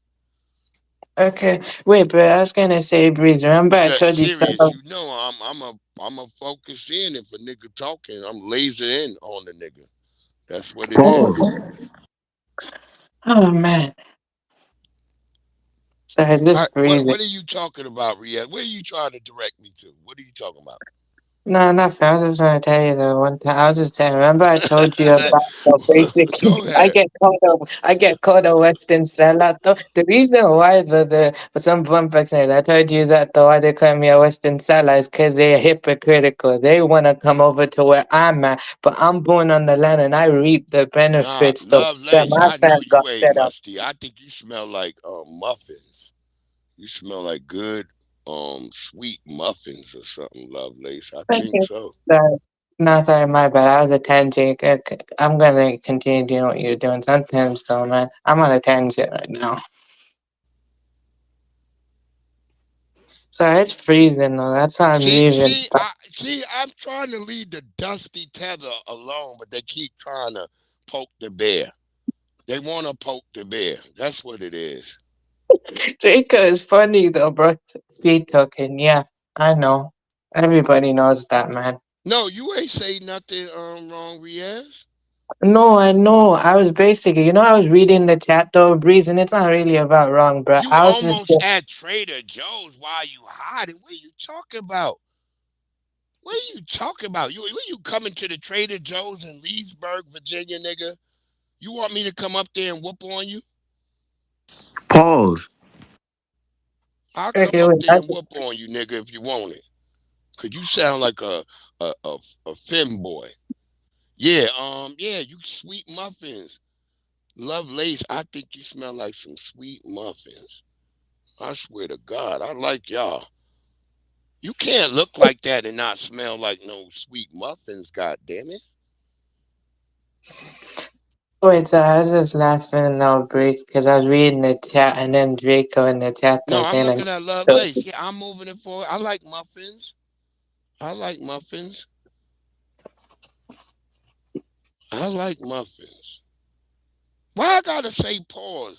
Pause means that I understand that something might be LGBTQ. Now, don't worry. I'll say pause for you. I got you.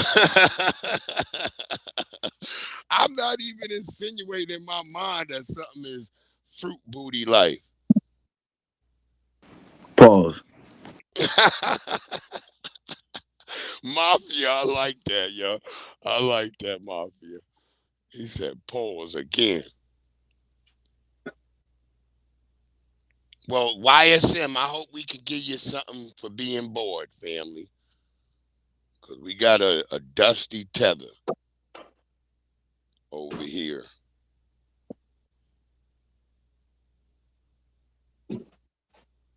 Well, that was me talking, and that was young Riaz talking, Shalana's POV.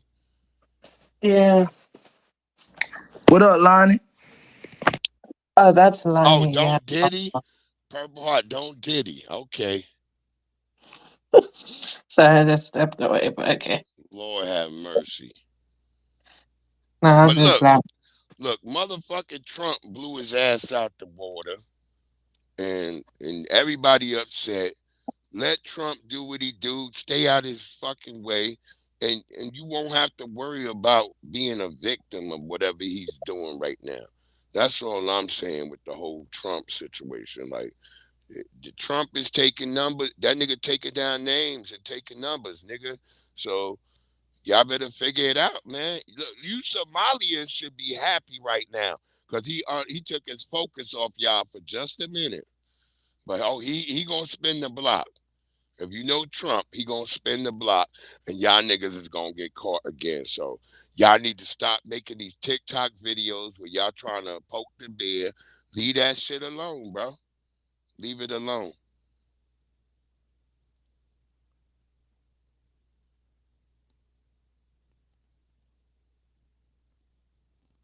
I'm still looking for this video because it's not Which gonna one? say the Oh, the melanated one Venezuelan. with all the Venezuelans that was not supporting it. Yeah. But Yeah, they would they got like superhero figures up in the air. Did you see that? no. Yeah, they got actual superhero figures of Maduro and the vice president. They got them like up in the air and shit. It's like, and everybody looks melanated. Hold Everybody looks on, pretty much melanated. maximize. I was gonna Yeah, I graduated from Coppin State University in Baltimore, Maryland, but that don't matter. I don't give a fuck about that damn degree because it comes from white people. settings. So it don't matter. Coward. Yes, can control all presentations. I think you can show, if I'm not mistaken, Breeze, I think you can show a video if you want to. Oh, Or I can just Shalanis, are you another tether? no. Shalanis? No, Oh, she definitely no. FBA. Oh, okay. As a matter of fact, put her link in the chat, Arabia. Put her link in the chat. No, she's definitely not a Tether. Yo, yo, yo, As a yo. matter of Oh, fact, we dealing I with know, tethers. yeah, but We dealing with tethers this morning. That's yeah, what I'm no, dealing with. no, she's definitely not. Tethers. She FBA all day. yeah, Okay. I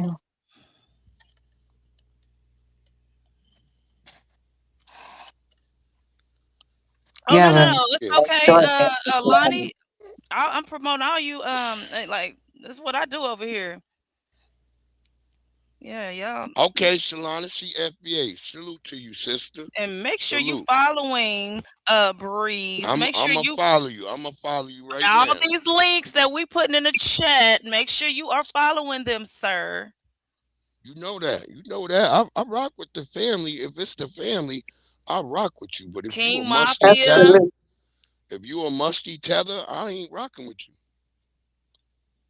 That's I her. don't do any tether business. That's her. That's Shalana's. Lonnie. We call her Lonnie. I call her Lonnie. Okay. That's Okay, I her. call shit. That's that her channel. Lonnie. I call her Lonnie, like a lawn. I call her Lonnie. Yeah, that's her channel. Ain't nobody doing like no Tariq. You keep mentioning Tariq. You a moist nigga. Why you keep mentioning another man? This is crazy. I didn't mention Tariq once. Did y'all hear me mention Tariq once? This motherfucker been mentioning Tariq the entire time. Just say you a moist nigga. You a bussy-fied nigga. Just say it, nigga. Fuck is you mentioning another man? Well, I'm not mentioning another man. Okay, I can hear you now. I couldn't hear shit. Oh, you couldn't, brother? Yeah, no. Make sure I got. Let me get Mafia. Let me go shop. Make What sure he want? play Mafia joint again. Lonnie's stupid. I just. Lonnie's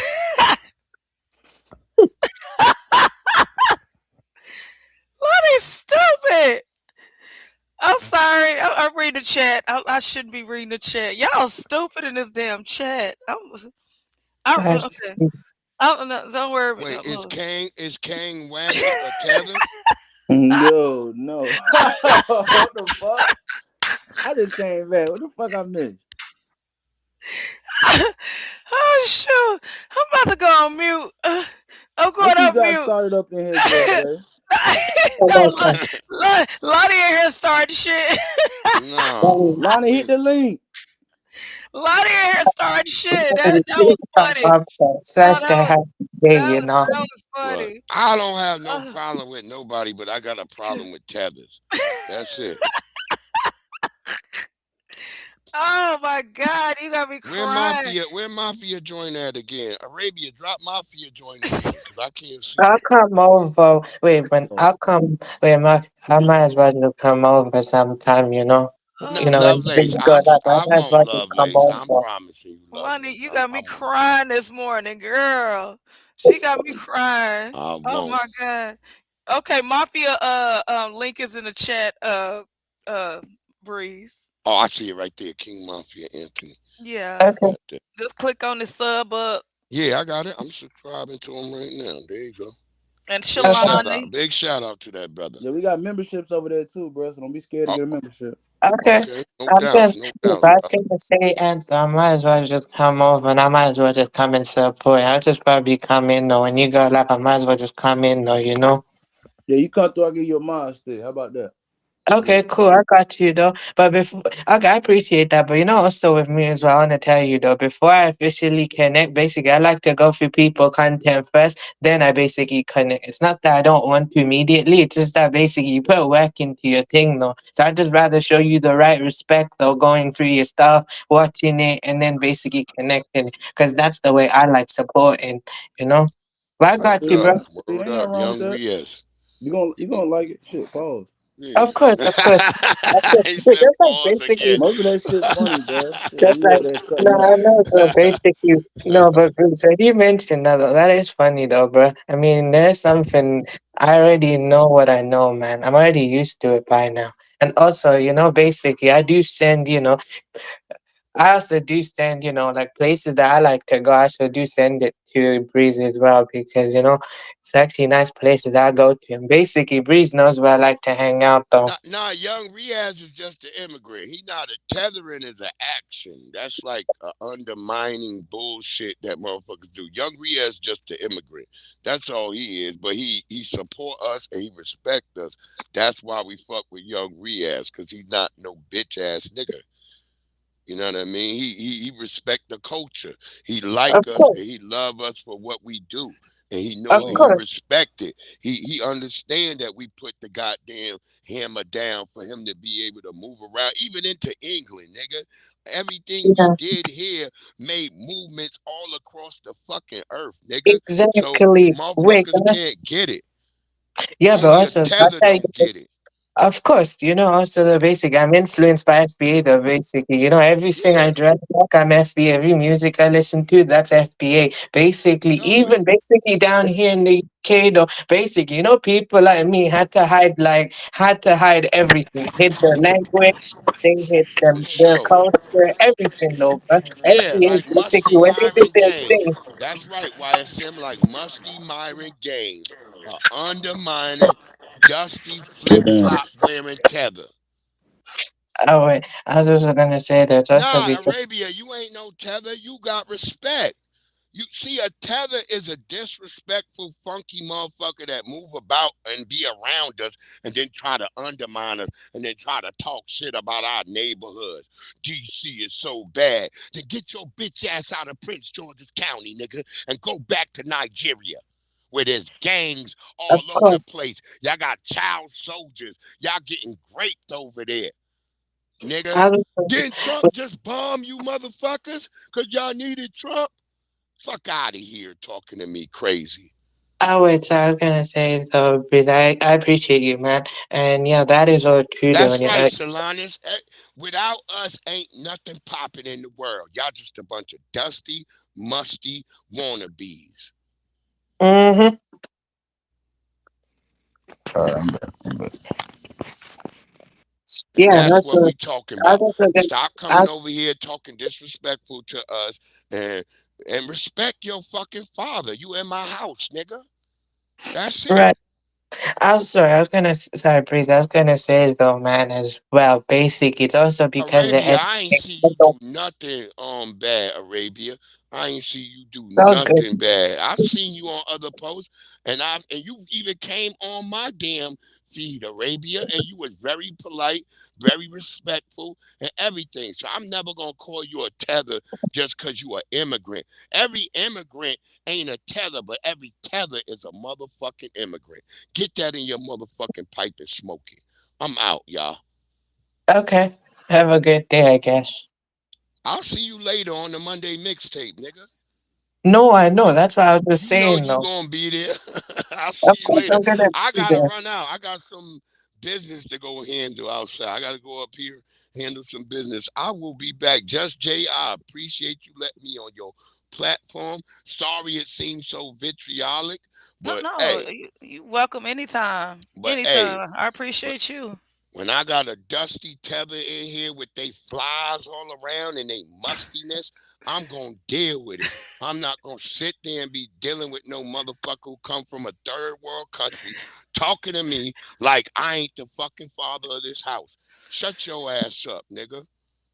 I'll see Ugh. y'all later on, yo. I know All you'll right. be through, Jay. I will Y'all have a good always. one, yo. Y'all have a Respect. great one. Riaz, I'll catch y'all on the flip side. Okay, cool, bro. Appreciate you. You too, beloved. Y'all have a great one. Yeah, the chat, y'all got me done. Mafia, know that's his album cover. Yo, let me see if this is the video that I was looking for. Let's see.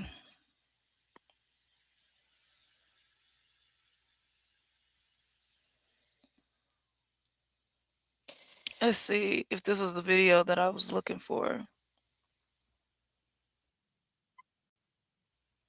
Let me see, y'all. Hold on, let me blow it up real quick. Oop, and share my screen. You good, young Riaz? Yeah, I'm good though, basically. I'm chilling out Venezuela with a though. large-scale strike early Saturday and said its president, Nicolas Maduro, had been captured and flown out of the country. Here's what to know.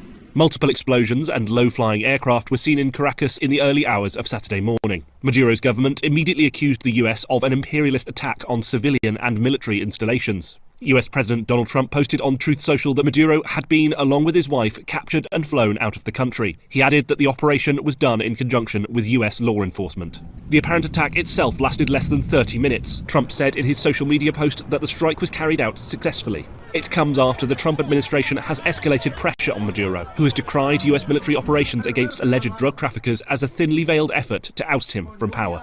It was not immediately clear who was running the country, and Maduro's whereabouts were not immediately known.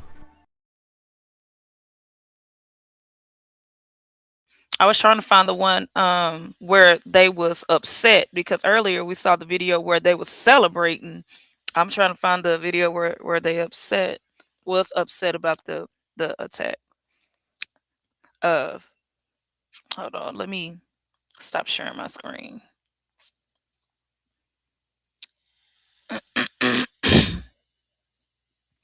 Good morning, Yam Sam Man. Trump threatened second attack. He threatened second attack. Hold on, this was 5 hours ago. And this was an hour ago. Hold on. Wait a minute. Okay, this was an hour ago.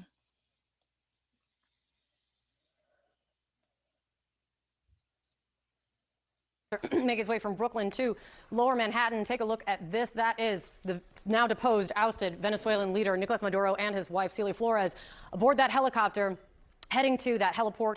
This is the kind of caravan process movement that we've been watching since really just right at the top of the show for the last 30 minutes then, as the leader and his wife are making their way to a federal courthouse in Manhattan to face a federal judge for the first time since the U.S. military operation that occurred in the early hours of Saturday morning in Caracas that then captured, detained, arrested, and now it has indicted the former Venezuelan leader and his wife, Celia Flores. Let's keep an eye on this as this helicopter is going to land, and then we will be seeing, obviously, we would assume that we will then see the former leader and his wife leaving this helicopter. I wonder if they're going to be in handcuffs.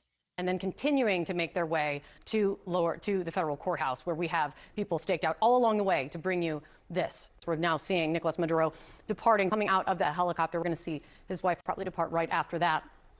Okay, so they are in handcuffs. Going to be now getting into, we assume, getting into another vehicle and heading to the courthouse. Just remarkable to see this. It was just until the early morning hours of Saturday, that this man and his wife were running a country of more than 30 million people. And then that dramatic and violent U.S. military operation taking place that has now captured them and now making their way with their hands bound in those tan jumpsuits to be. I don't remember, Breeze, if you still in here, I don't remember, you know, the countries that like got that militia mindset, like Fidel. What was Fidel's the country that he allied with?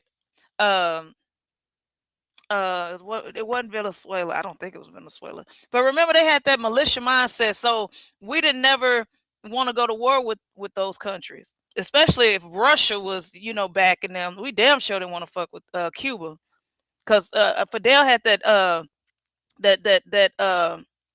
militia mindset. Like, hey, you come over here and we're gonna go boom.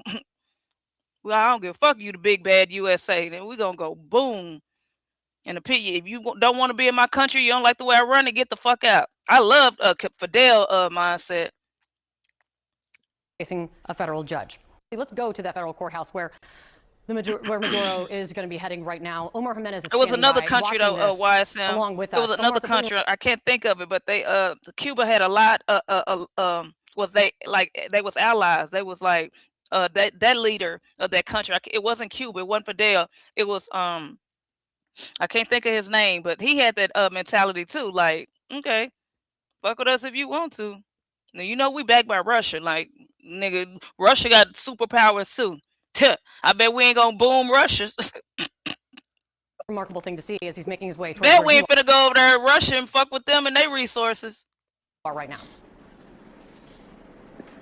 Yeah, and the preparations for this have really been noticeable on the ground here. Obviously, there's always a stepped-up federal security presence to begin with outside this federal courthouse. But here, you have barricades up. You actually have a long line stretching outside the entrance of the courthouse, waiting to go in once those doors actually open. And as you see some of those images, I mean, you see Nicolas Maduro. You and I talked about it to start the show, just how quickly things change, where now he is literally being flanked by DEA agents in a tan suit alongside his wife, walked down a very visible path from this heliport in the southern part of Manhattan here. From there, we're expecting, obviously, they'll be in vehicles and making their way to this federal courthouse, where we expect that hearing to happen a little bit later this morning, but also to critically begin this legal process that the Trump administration has in part used as justification for the abduction and capture of Maduro, to have him face these drug trafficking and weapons charges that they say has contributed to, as they allege, hundreds of tons of importation of cocaine and things of that nature. And so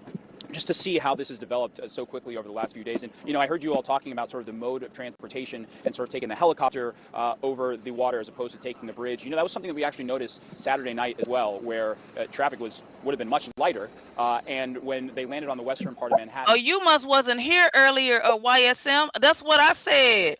And they said, but he said it though. I was like, we, how we, when we go to war with these countries, like we be like subtle. We be like, oh, we going over there because, he was selling drugs, one of the biggest operations in the U.S. and woo. But then he said the U.S. is about to take over their oil reserves. I'm like, boy, you big and bold and bad, ain't you? Wow. I would have said it. I would have just been like, yeah, he was selling drugs in the country. But he said the U.S. is about to take over the oil refineries. I'm dead. I'm like, nigga, that's why you went over there in the first place. Quit trying to act like, oh, he was selling drugs. And y'all the biggest drug sellers in the country. What? Rather than just driving, I couldn't believe he said it. The water as well. But again, critically, we're waiting for them by ground to arrive here at this courthouse to begin this next stage game. Absolutely, Omar. We're so thankful that you're there watching it all play out. To track this was that they're now back into another armored vehicle. Remember how Bush had went in there and tried to make it seem like, they got what do you say, weapons of mass destruction and all that. Like, bro, you went over there trying to get them people resources. Stop playing. But Trump actually said it. I was dead. I was like, he actually said this? Hold on, y'all wrote this in the script? Man. And we'll be leaving. And ain't nobody mad about it. I mean, if the fuel prices go down, I ain't tripping, But I'm just saying, like, he actually said it, like on T. You know how when y'all be shocked, like Just Jay actually said that. I mean, what? The heliport shortly, heading out with that caravan, you would assume, headed right to where Omar Jimenez is at that federal courthouse. Thank you, Kate. Joining us now, CNN political and global affairs commentator Sabrina Singh. Also with us, CNN national security analyst Alex Plitzis. I'm going to start with you, Alex. You have gotten some new details about this operation, about the extraction of the former president of Venezuela, Nicolas Maduro, as we have been watching these pictures, historic pictures of him heading towards his first appearance in a Manhattan court. What have you learned? So in speaking to CIA and Department of Defense officials over the weekend and coming into this morning, this was the culmination of months of preparation and training. So it's clear the decision to do this, or at least be prepared for it, was made many months ago. There was a full mock-up facility that was built, very similar to what was done for the bin Laden raid that was trained on for months by the Army's Delta Force, along with members of the FBI hostage recovery. I want to say dude name was Che Guerrero or Guerrera.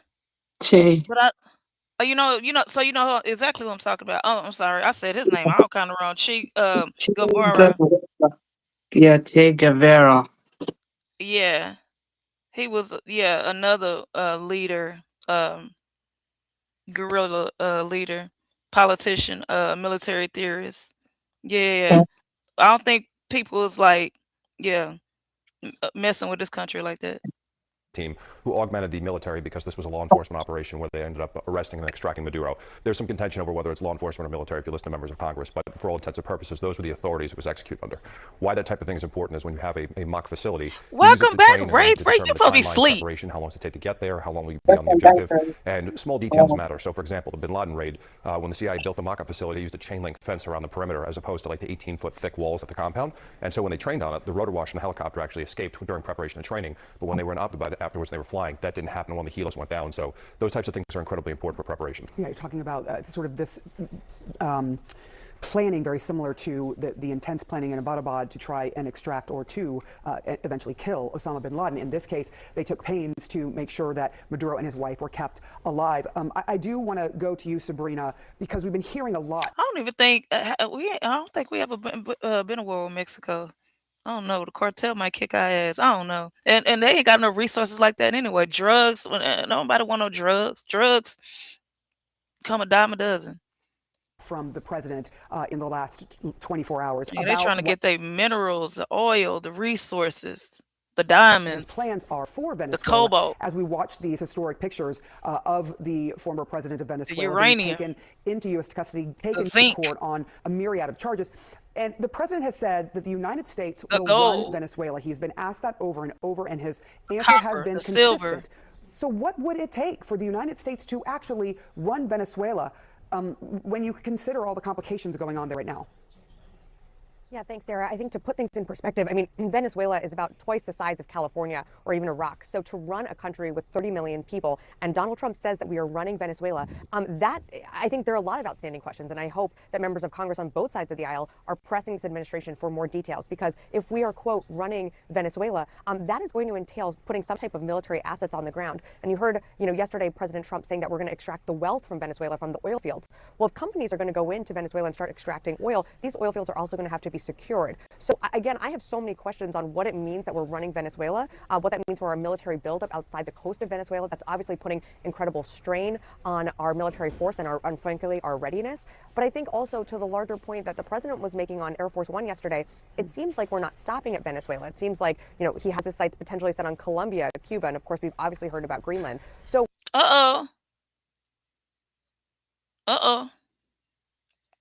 Oh shoot, he finna go to Colombia and get some La Coca. I think the question. What you say, young Riz? I said the cocaine. Oh, cocaina, right. You about to go yeah. We know why you going to Colombia, Trump. You better leave Colombia alone. Members of Congress. We know why you going to look, he go to Colombia, I'm dead. If I hear anything in 2 years, 2.5 years, he in office, he go to Colombia, I'm dead. I know why you going to Colombia.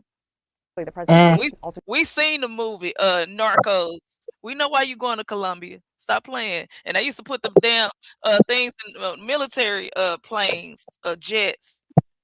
Need to be asking is, how does this fit into the America First agenda that he ran on, in the 2024 election? Because we are now getting into the business of nation building, something that the president was, pretty much against. They call it entrapment. That's their way of legally selling it or getting it over here. Entrapment. For the entire election season. So I have a lot of outstanding questions on what it means for Venezuela, but also the Western Hemisphere more broadly. And again, I just want to mention the pictures we've been watching as the former president of Venezuela, Nicolas Maduro, is being taken to a court in Manhattan for his first appearance alongside his wife, Celia Flores. Alex, from your standpoint, you talked about the intricacies that you've just brought us new details about the intricacies of how they were able to extract both Maduro and his wife. And now you're hearing the president again reiterate that they are talking about running the country. From a national security standpoint, what position does this put the United States in right now? It's a little bit of an uncertain one. I mean, we can sort of derive a little bit more detail from some of the actions that speak to things that were unsaid by the president for what the future looks like. As Sabrina just mentioned, the military footprint, what does that mean for the military running the country, et cetera. So first part for running the country, what we've heard over the last couple of days was the president was asked about the opposition leader Machado. Could she take over? And he said, look, she doesn't have the credibility inside the country, et cetera. And he also followed up with, well, Venezuela has a vice president. Very quickly thereafter, within hours, the Venezuelan vice president came out and said, look, we're not in support of this. You need to return Maduro. We'll defend the country, which didn't exactly make it sound like there was some sort of coordination ahead of time, which meant, okay, so what was the plan afterwards? It seems that the U.S. very clearly had no intention of going in. There was a third of the U.S. deployed Navy off the coast, only 2,000 Marines, though, in a Marine Expeditionary Unit. That's an insufficient force to take and hold Caracas, let alone the whole country. So it's I was saying that earlier. I'm like, how the hell y'all let them come and just take your country? Like, where would what?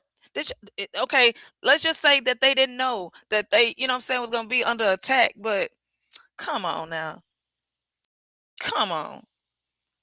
seemed it was targeted strikes, take out the air defense sites, insert the force, which, by the way, they made look easy, but several members were shot and helicopters took a lot of fire coming in. It was actually pretty remarkable that they made it out okay and no one was killed. So at that point, it was up to whoever was going to step up to the microphone and say they were going to lead, and then the president was going to deal with what was left. So there was a quick change in tone last night where the vice president said, okay, we're willing to work with the U.S. on an agenda, which could be a potential off-ramp for additional military action. But if they don't cooperate, the president's made it clear, CIA and DOD officials made it clear to me, there is definitely a second wave planned, and if Venezuelan officials do not cooperate, that is on the table for the president.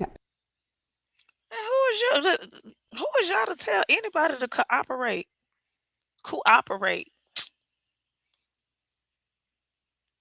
Yes, he did. And this is 4 hours ago. They somebody did Trump really invade Venezuela for oil?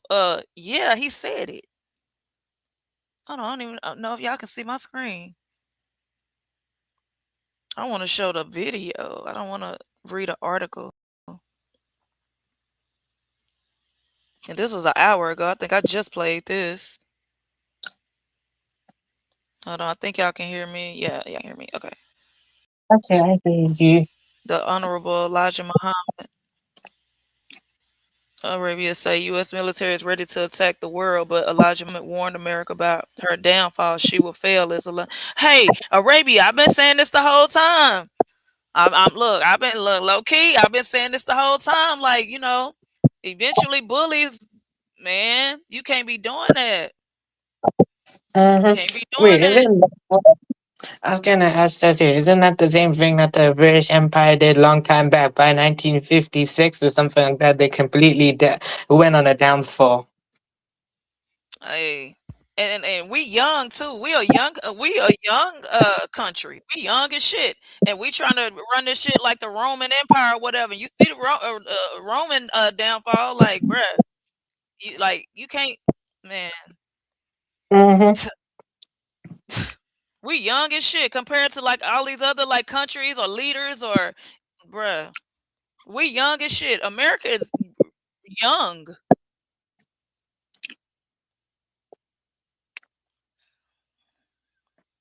Young and racist as fuck. Hold on. Black wives push back on their husbands. What to know about the new California laws? I want to know. Hold on. Let me scoot you over here. I really would like to know. Hold on. I'm gonna stop sharing my screen. Well, I don't have to. Hold on. I really want to know about these gas prices. I'm sorry.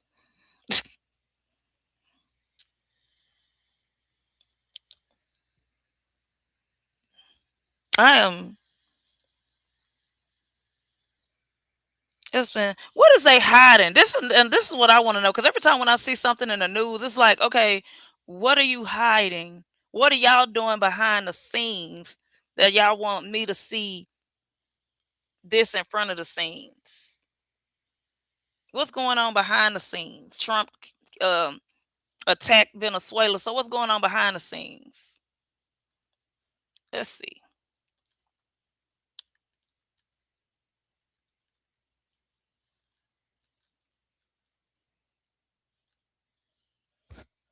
Hold on.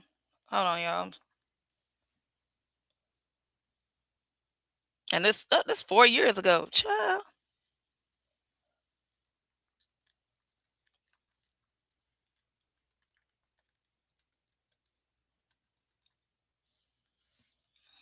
I'm still trying to see the ones that. Okay, this is a day ago. All right, y'all. Here we go. Here we go. Here we go. Here we go. This is what I want to know. Hold on. Stop sharing. Where I'm at? Where me at? Where me at?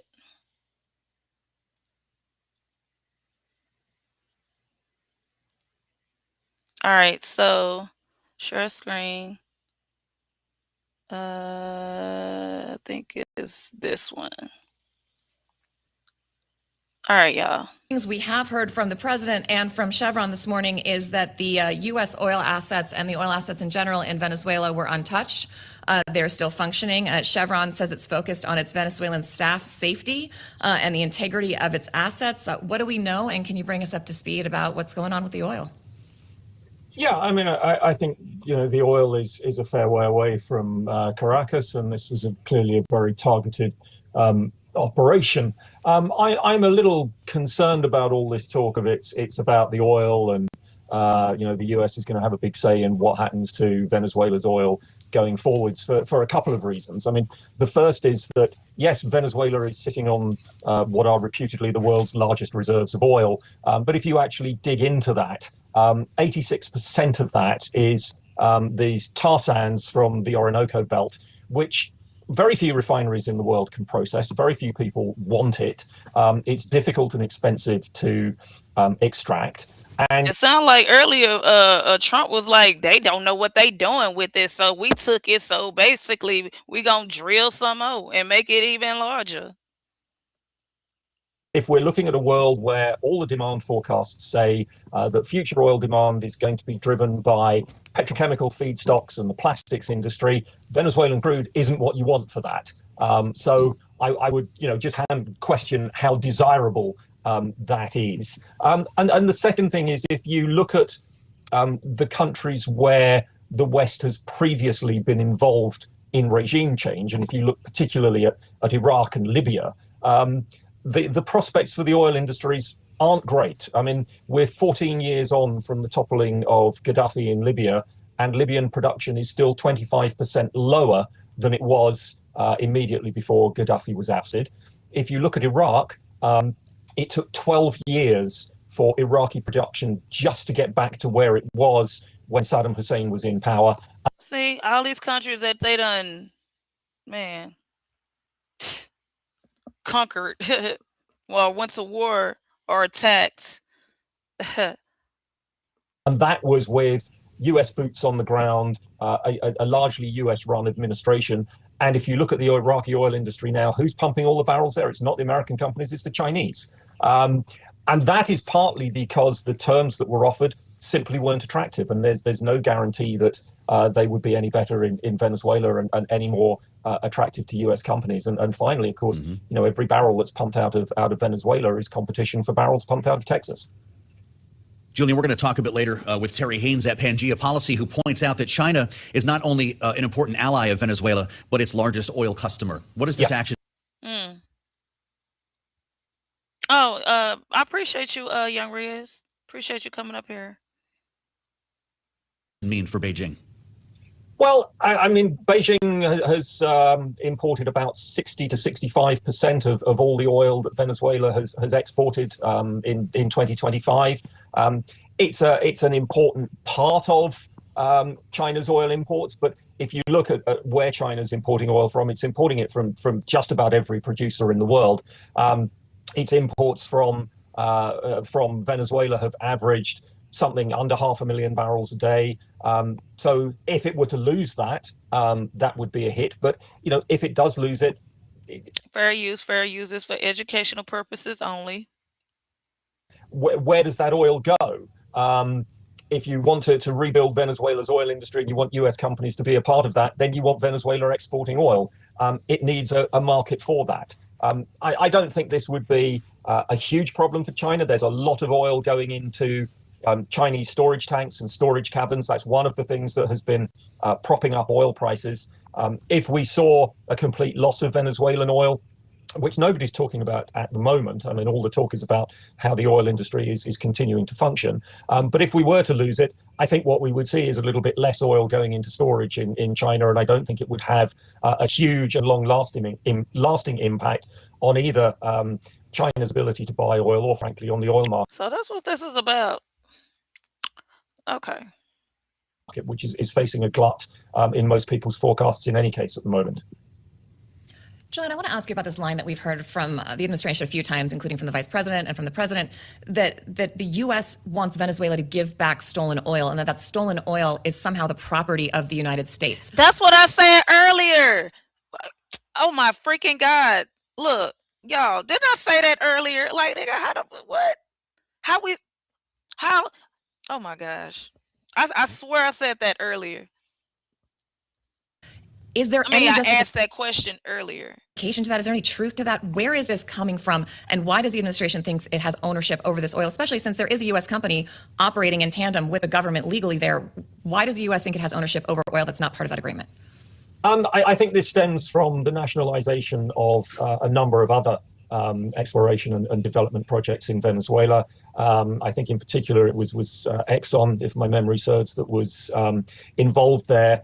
Their project was expropriated, and I think that this probably stems from that. But that was a small portion of Venezuela's oil reserves and oil production, and to claim somehow that the entirety of Venezuela's oil reserves is the property of the US, I think is fanciful. These people are crazy. How will the US run Venezuela? That was a day ago. This was an hour ago. Venezuela's deposed leader, Nicolas Maduro, has been taken to the United States. Now in a New York, months of military pressure on Maduro and his Venezuela for the foreseeable future, but he gave a few details. Aguirre Ernst, he's an associate fellow with the International Security. Good to have you with us. There's been a lot of talk about adhering to international law and the UN Charter on international law. So is there any argument? The short answer is no. As a matter of fact, by international law, and particularly under the UN Charter that was written and agreed by several countries at the end of the World War II, the countries should refrain, the states, the member of the international system should refrain not to interfere in the domestic issues of other states, and at the same time should refrain particularly not to use military force in any kind of interference. This is the first issue to be mentioned. Second, of course, there are two exceptions. The first exception, if you have a threat to international peace, and we cannot really say that Venezuela. Okay, Wraith, I'm about to play it next because it might be the video that I've been looking for and couldn't find it. I'll play it next.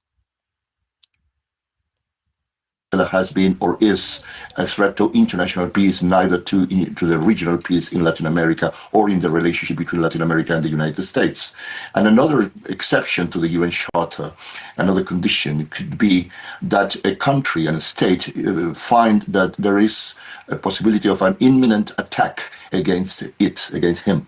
And in this particular case, again, Venezuela has not been and is not any kind of threat to the United States. Now, let me tell you that what the US has constructed has been a kind of legal argument saying that Maduro is the leader of a cartel, there is no any proof that the cartel of the Soles is existed at all, and that is a threat that there is an overlap of Maduro as the leader of a cartel, a big cartel that is overlapped with the state. I was just trying to figure out how the hell they know. Like, they talking about he's selling drugs and doing all this stuff. Like, how y'all know? Are y'all just making this stuff up so y'all can, that was y'all way to get in, the man country and take, steal his stuff? It's just like when you get pulled over, right?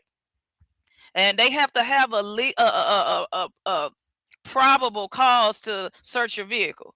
Like, they can't just search your vehicle because, oh, you got a gun and a badge and you just think you can just search my vehicle. No. But if they smell weed and we smell weed, so now we got probable cause to search your vehicle to see if it's weed in there. Like, but they just be making up shit too. Like, nigga, you sure you ain't just smoked no weed and you just, you know what I'm saying? You sure that's not you? Or they'll break your freaking tail light and be like, well, we got probable cause to search your vehicle because you got a broken tail light. Like, bruh. And then Venezuela is a narco state that is attacking every day through exporting illegally drugs, particularly fentanyl, to the U.S. But fentanyl is going through the Pacific Ocean and is going through Mexico. So there is no argument for justifying this regime change action by the U.S. in Venezuela. So why they not over there fucking with Mexico? That's where the cartel is. Everybody know the cartel is in Mexico, or they have a cartel there. Why y'all ain't fucking with them? Building a wall. What's that wall gonna do? I've seen people climb the wall, and then it's a big ass wall too. That's a big ass motherfucker to climb on the wall. Like what? What we doing? And then what? So, if that's the case, what signal does Donald Trump's military action then send to the rest of the world, and in particular to other big powers, namely Russia and China? Well, the view of the Donald Trump's view of the world is what in the international relations is called the big power competition. He's imagining a world in which there are 2 or 3 big powers, let's say the US, China, and Russia, and they can really cut a deal, divide the world, divide the areas of influence, and that he is the big boss, the big leader of an area that they call. And I said that earlier. I feel like he used to when he was little. He used to have a magnifying glass and burn ants or insects. I swear.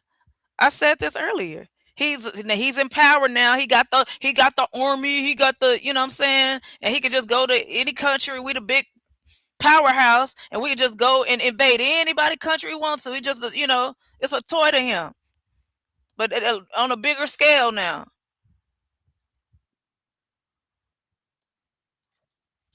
My bad, y'all. I was playing the wrong video. It's a tradition in U.S. in U.S. foreign policy from the late 19th century and the beginning of the 20th century, what they call their influence and the control of the hemispheric. Now, for Trump, the hemispheric is from Greenland to Patagonia. And they want to have a full control. This is what the new U.S. national security strategy that has been published on last November. They say that they want to control resources, particularly minerals. They want to control governments, that they could be allies, particularly far-right governments, like, for example, Javier Milei in Argentina, and that they want to have access to all the sea lanes, and that what they want, that this is extremely important, is to deter migration. So the countries in Latin America or in Canada will help to deter migrants, and that they accept, on the other hand, deportees. So it's a full plan. Of course, this is a full plan. Now, the reality could be completely different because there are so many states, so many governments, so many trends, tendencies, and dynamics that will not be so easy to do. And when you say that this is the full plan, of course, another question would be whether it ends with Venezuela. U.S. Secretary of State Marco Rubio already has been hinting that Cuba could be next. And then, of course, for months now, there was talk about Greenland. So, oh, damn. Cuba? Oh, damn. Not Cuba. What kind of resources do Cuba got? Is this just the beginning? Man, leave Cuba alone. Well, it's difficult to say in the mind of Donald Trump what he wants, but in the mind of Marco Rubio, because of his, I would say, his roots, he's from a Cuban family that exiled in the United States, is for Rubio there is a kind of domino theory in which first we have Caracas, where we have Venezuela, then we have Cuba, then we have Nicaragua. So these 3 countries, I think, that are on the verge of they should be worried and concerned about it. Of course, in Cuba and in Nicaragua, we have very authoritarian governments, but to have authoritarian governments is not an excuse to intervene in their internal affairs. Otherwise, if you want to intervene to regime change, for example, for democracy, then we will have a world really in full war with a series of consequential interventions. Now, we heard from our correspondent earlier from Washington that many people in the United States are wondering how this attack fits in with Trump's America First doctrine, and also how it may fit in with his claim that he's the big peacemaker bringing peace to the world. Isn't there a major contradiction there? Man. There are 2 things in your question. The first one is that, as you know, and the audience knows, the MAGA movement, how he I guess call himself deporting immigrants, make America first and all that, but then you just went to war with this country. So, or I'm sorry, attack this country. They just gonna come here. Am I wrong? Am I right? They just gonna come here. And it's a movement, which is a mix of social movements, grassroots, constituency, the electoral movement of Mr. Donald Trump, and also the Congress, the Republicans in Congress. And Make America Great Again, the ideologists, like, for example, Steve Bannon, they want to expand Make America Great Again to the world. And particularly, there are two areas. One is Latin America, and the other one is Europe. So they want to promote far-right governments. They want to have allies in these two regions. And they want, as Donald Trump said in the press conference yesterday, they want now Venezuela make it great again, and tomorrow will be other countries. So yes, they want to expand ideologically this far-right movement, which is a kind of right. You gonna tell me, hold on, you attack a country and you gonna make them great again? Like, who said they wasn't great? Cause you said so?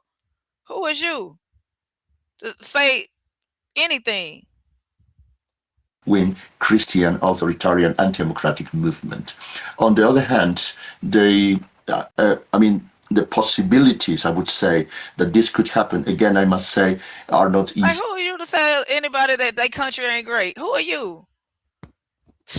Don't he wear diapers?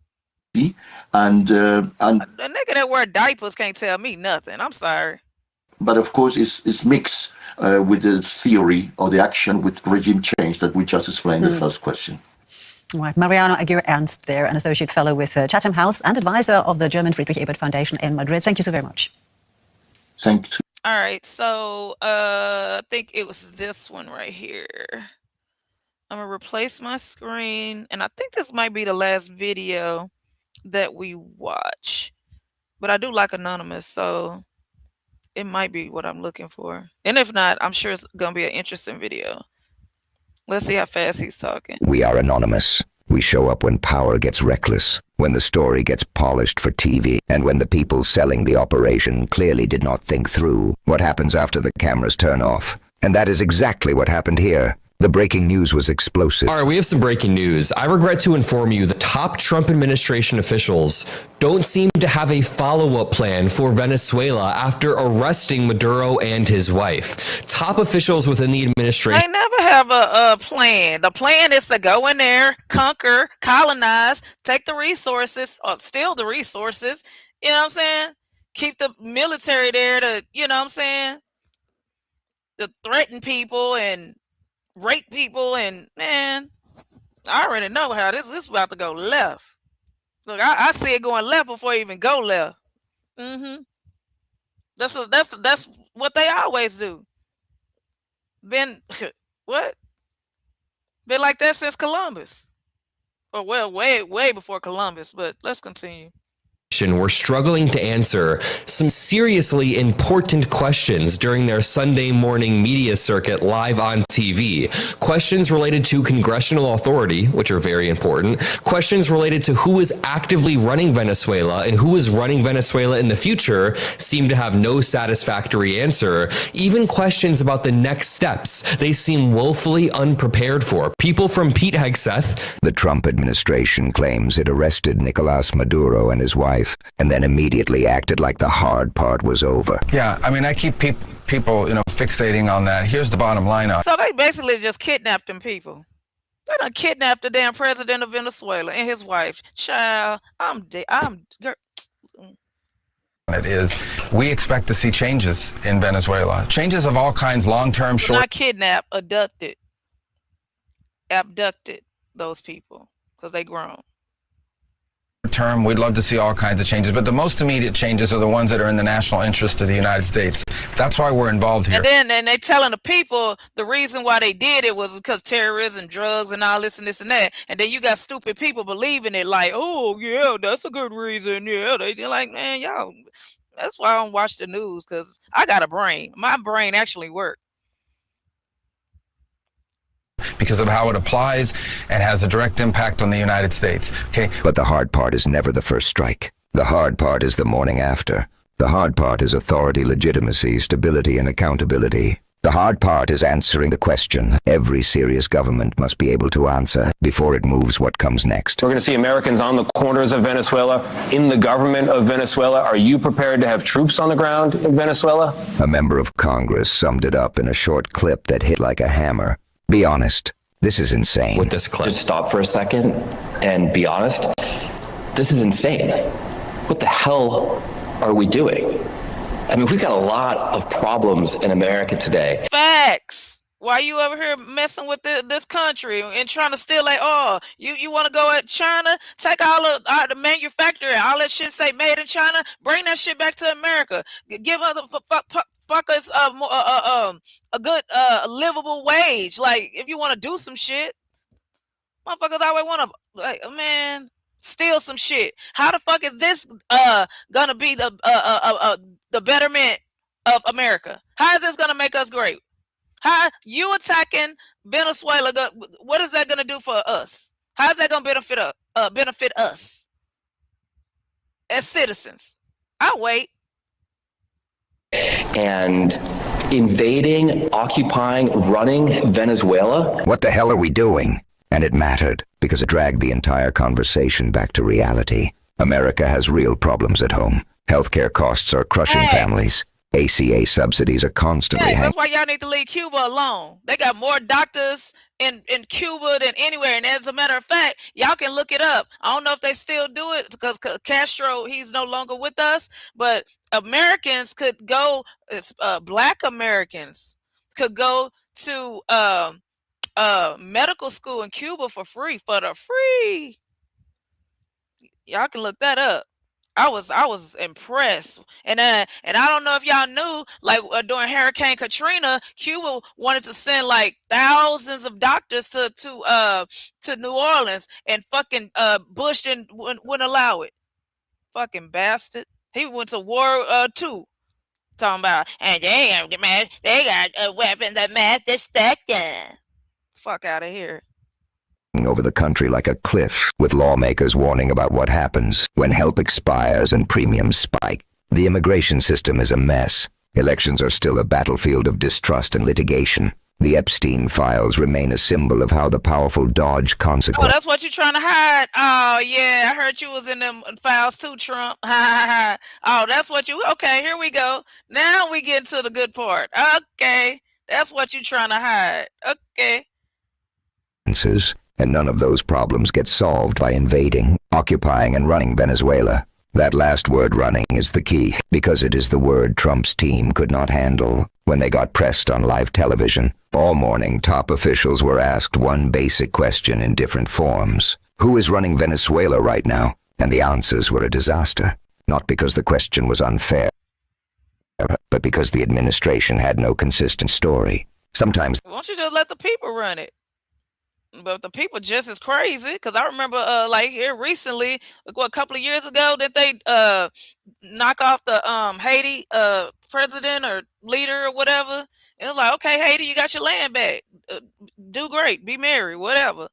Anywho, let's continue. the answer sounded like, yes, the United States is running it. Sometimes it sounded like, no, we are not literally running it. We just want changes. Sometimes it sounded like, You remember back in the day when we didn't have no leaders? Everybody just lived off the land, tended to their family, you know what I'm saying? But why we can't do that no more? maybe Maduro's own inner circle could remain in place. Whether the vice president of Venezuela, who is saying, Remember at one point in time, we didn't even have police. The police was a slave patrol. sanctioned. And the first black slave patrol, he couldn't even capture black. He could only capture black people, not even white people. Like, bruh, what are we talking about? By the United States and many other countries, who is in league and hand chosen by Maduro, if they wants to turn over a new leaf. That is not policy. That is improvisation. I think we'll see whether or not they're going to let the opposition back into the country and have new elections, which is what the opposition itself wants. So there's still a lot of questions to be answered, but it's a great day that Nicolas Maduro, an illegitimate communist dictator and indicted drug trafficker, is no longer in charge of Venezuela. When the Secretary of State was asked directly whether the United States is running Venezuela right now, he tried to talk around it. He called it an important question, then pivoted into a speech about national interest adversaries, drugs, and the hemisphere. We are not going to be able to allow in our hemisphere a country that becomes a crossroads for the activities of all of our adversaries around the world. We just can't allow it. We can't have a country where the people in charge of its military and in charge of its police department are openly cooperating with drug trafficking organizations. We're not going to allow that.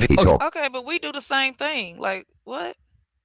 About I don't not see nobody coming over here attacking us, and we do the same thing, like hypocrites. And we always talk about democracy, and we, like we supposed to be the morale, the country with morale and to set the standards around the world. Like, man, shut, man. Okay, I'm starting to get annoyed. Like, what is you talking about? allowing a country to become a crossroads for adversaries. He talked about military and police cooperation with drug trafficking organizations. Maybe some of those points are true. Maybe some of them are convenient talking points. But none of them answered the question. Who is in charge today, this hour, this minute? And that is where Trump's strategy started dying. Because if you cannot answer who is in charge, We the moral police. Man, if you don't get out of here.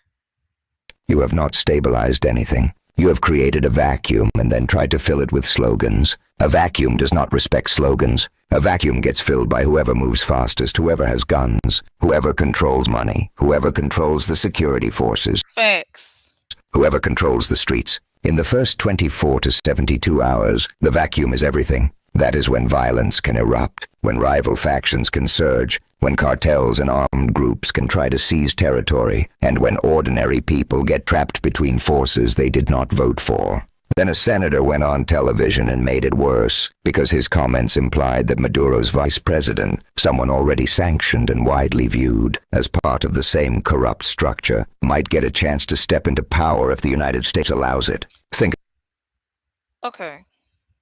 about the logic. The administration launches an operation so dramatic it shakes the entire region, and then the follow-up plan might be the dictator's hand-picked number 2. If that happens, the whole operation becomes theater. The same machine remains just with a different face at the podium. That is not But when the president, for whatever reason, can't lead the country, ain't his number 2 supposed to lead the country? Why is it such a hush hush? Like, who's the leader? Who's the leader? Who's the leader? Like, am I slow? I don't know. Maybe I'm slow. liberation. That is a reshuffle. A journalist on the What's wrong with him? The number 2 being the leader of the country. Ain't that his position? The vice president position is to lead the country. If the president can't do it, the number 1 like what?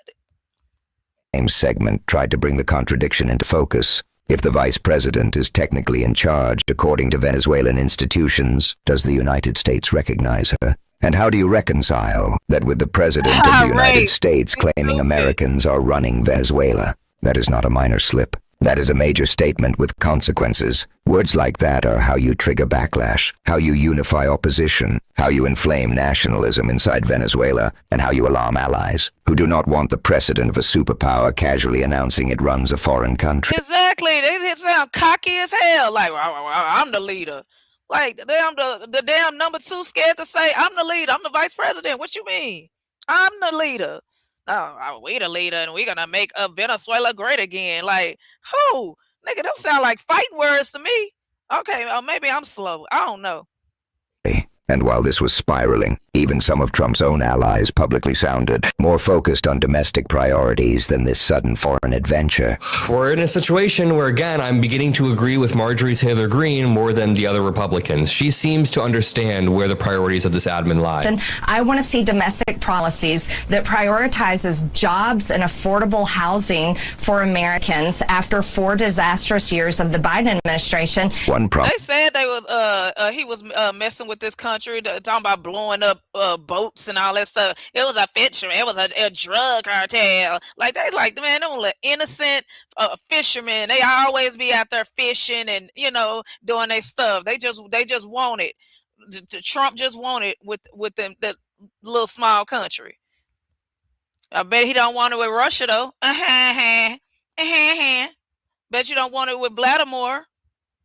Prominent Republicans said the real priorities should be jobs, affordable housing, healthcare costs. I hope Russia still I hope Cuba still got Russia in their back pocket. Why you want to pick on little Cuba? Little Cuba ain't did nothing to you. Leave Cuba alone.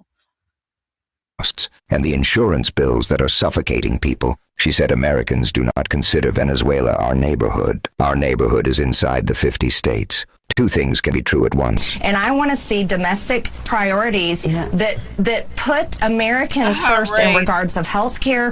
Health insurance costs too much, car insurance, home insurance. And these are issues that matter to Americans. We don't consider Venezuela our neighborhood. Our neighborhood is right here in the 50 United States, not in the Southern Hemisphere. You can recognize that message about domestic priorities makes sense. And also remember that the same figure has pushed conspiratorial politics in the past that harmed the country. She was later confronted over past rhetoric comparing mandates to the treatment of Jewish people in Nazi Germany, and she tried to wave it away as a misquote. It was not a misquote. It was just ugly politics. Still, her break from the administration's Venezuela push... But they sure don't like you having an opinion.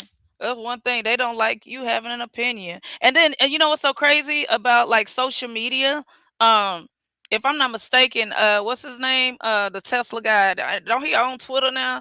And wasn't it supposed to be like one of the reasons why he bought X? It's called X now. Was so people, because I think he had got banned. I think Trump had got banned. It was a lot of these CEOs getting like banned, right? But because of free speech.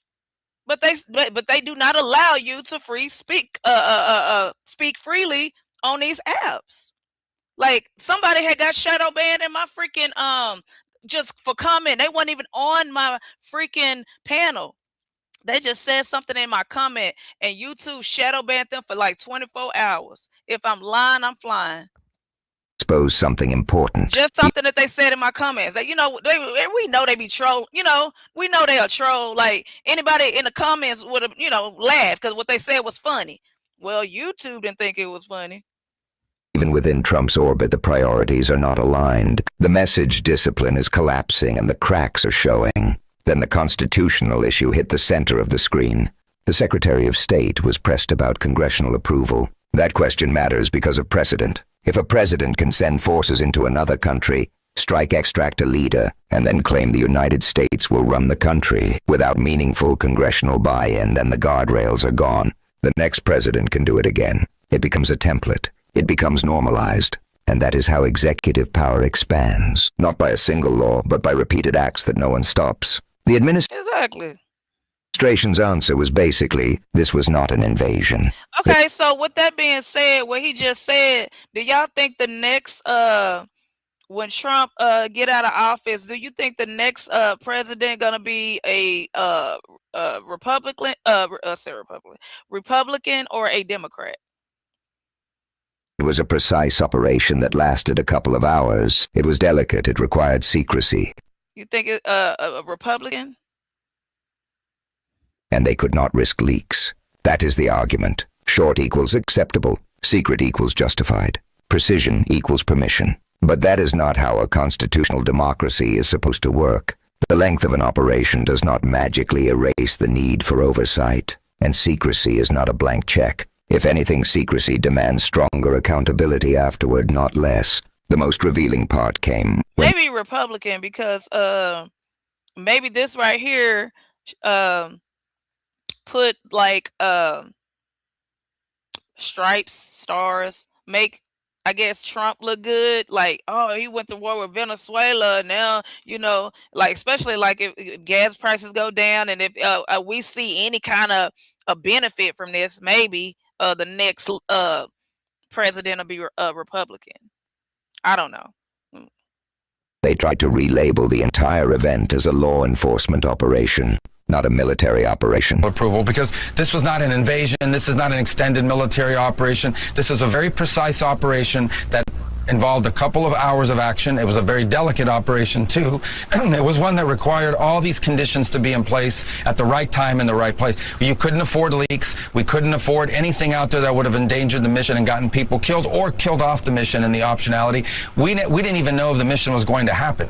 How can you notify something you're not even sure if it can? What the hell did they blow up? And why was they over there blowing up stuff? If you just wanted to capture the damn president and his wife, what y'all over there blowing up? What the hell? Am I crazy? Happen. Not an act of war. Law enforcement in support of the Department of Justice. That is the legal trick they are trying to build. I don't even remember, and I probably could be wrong, but when they captured Bin Laden, and I think Saddam, one of them was in like a cave or something. But I don't remember them blowing up nothing. I just remember them going down to the cave and getting the nigga. Like, y'all could have just went to the man house and get the man. Why y'all gotta blow? What y'all doing? And then we gotta rebuild the shit. That's why they said, "Oh, we own Venezuela," cause nigga, you gotta fix what the hell you destroyed.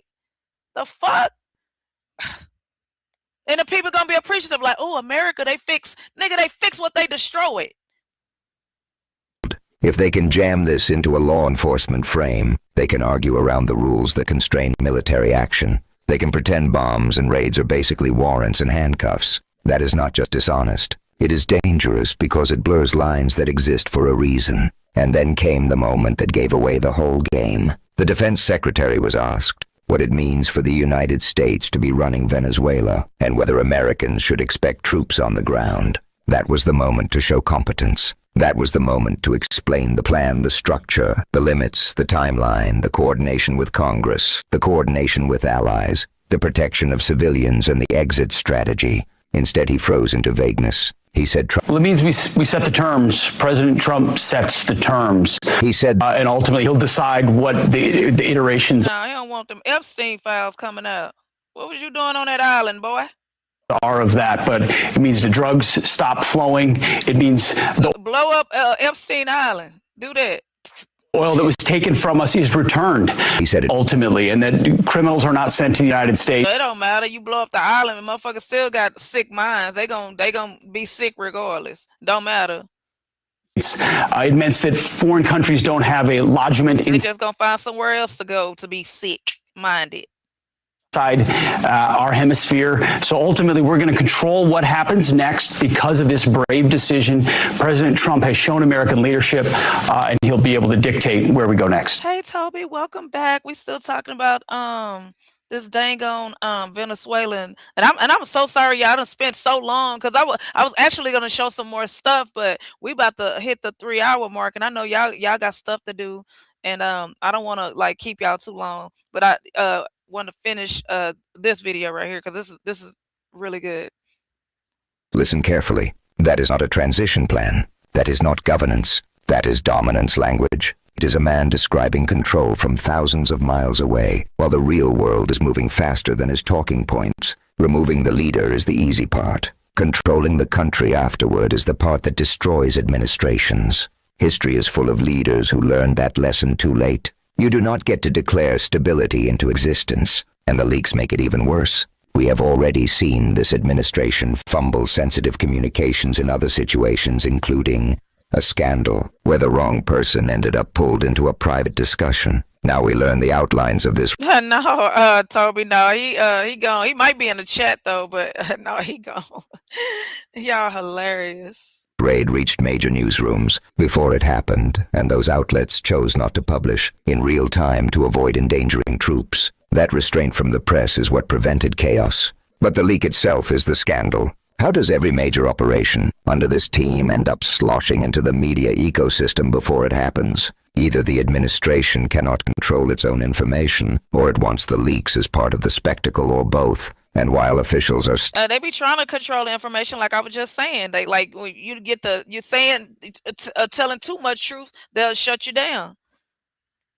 stuttering And on I prefer to get my information on the internet anyway, because at least on the internet you can talk to people from everywhere, all over the globe. Like the news, they doing basically what they trying to control you, like try to tell you, okay, this was going on. Like no. I'm on the internet. I know somebody that lived there, and they say that's not what's going on at all. So somebody's lying. TV. People around the administration are posting imperial fantasies online, floating images and maps that suggest Greenland and Canada are next, as if the world is a board game. That is not edgy. That is not clever. It is the kind of talk that makes allies nervous and adversaries prepare. It signals a mindset that treats sovereignty as optional and treats power as a brand. Here is the bottom line. Trump's strategy did not die because someone asked a hard question. It died because they did not have an answer to the most basic question any serious operation requires. Who runs the country now? Who holds authority? Who prevents the vacuum from turning into bloodshed? Who is accountable when things go wrong? What is the legal framework? What is the timeline? What is the exit? Instead, we got contradictions, slogans, and a desperate relabeling of a military action as law enforcement so they can dodge oversight. We got officials stepping on each other's lines, and we got a defense secretary talking about control, as if control is something you can declare on a Sunday show and make real by Monday morning. This is what incompetence looks like at the highest level. It is not just messy. It is not just embarrassing. It is dangerous. And when the danger is wrapped in arrogance, when the plan is replaced by bravado, the consequences do not stay contained. They spread. We are anonymous. We do not need your permission to notice the obvious. The moment the questions started, the answers collapsed, and the world saw it. Expect us. Oh, my bad, y'all. Didn't mean to click on that. Hold on. Did y'all even see?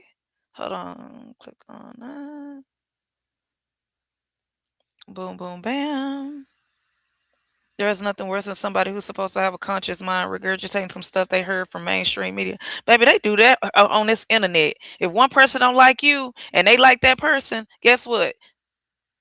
They not gonna like you. They like a herd mentality. And I was actually gonna do a live about like a herd mentality, a cult mentality. Because I've been doing like my cult series, and I think I done got better with it. Because my page ain't been struck yet. Somebody said that my page got clapped, and y'all can see when this page was created, and it's never got clapped. Yes, I had some strikes on it, but it never got clapped. So apparently, whatever I'm doing, I must be doing right. Fuck is we talking about? We got anonymous questions, everything. I appreciate. There's a lot of people don't like you questioning them, though. That's the thing. People don't like to be questioned. And me, you know what I'm saying? Like, I don't mind being questioned, but you know what I'm saying? A lot of times I be forgetting shit. And they be making it seem like I'm lying. It's like, no, I don't remember. And I be what they call it, filibustering. And I just shouldn't do that. I should just be like, I don't know. I you know, um I was saying something about how the media be lying. And I don't know if y'all seen the story. It's like Fox News or whatever. And I'm talking about, and we all, like everybody in here, we all live in different places, right? But how come the news, they be saying the same thing? They be reading from the same script from pick a city, pick a state. I'll read from the same script. It's like, hold on, wait a minute. If I'm in Tennessee, why is and Tennessee is on the East Coast, so I'm gonna pick a city that's not in the East. I'm gonna say Chicago. I'm gonna say Tennessee, Chicago, and Oklahoma. Why? How y'all read from the same script? Because I'm pretty sure, because like when I was in school, and like journalism, you're writing things, you're talking about topics that is going on like around you, right? In your city, in your home, in your state. So how the hell the same thing that's happening in Oklahoma happening in Tennessee? I don't believe you. I don't believe it. No. Pretty sure if I call one of my Tennessee friends, I'll be like, hey girl, did this happen? Like, no. I'm like, uh-huh. Yeah. Nigga, that's not hard to see. Yeah, a lot of people don't like to be questioned. That's for damn sure. Yeah, a herd. Yeah. Cult mentality. That's why I was doing the cult series. I was gonna eventually get to YouTube. I was eventually gonna get to YouTube, but it was like other cult leaders that I wanted to talk about, especially like the women. It's some women cult leaders too. Um, of course, the men they do it more. Um, but there was some women that I wanted to get to, and eventually I was gonna get to this YouTube shit because, like, how we this grown, but we acting like we in high school. Toby, hilarious. He said snagger I'm dead.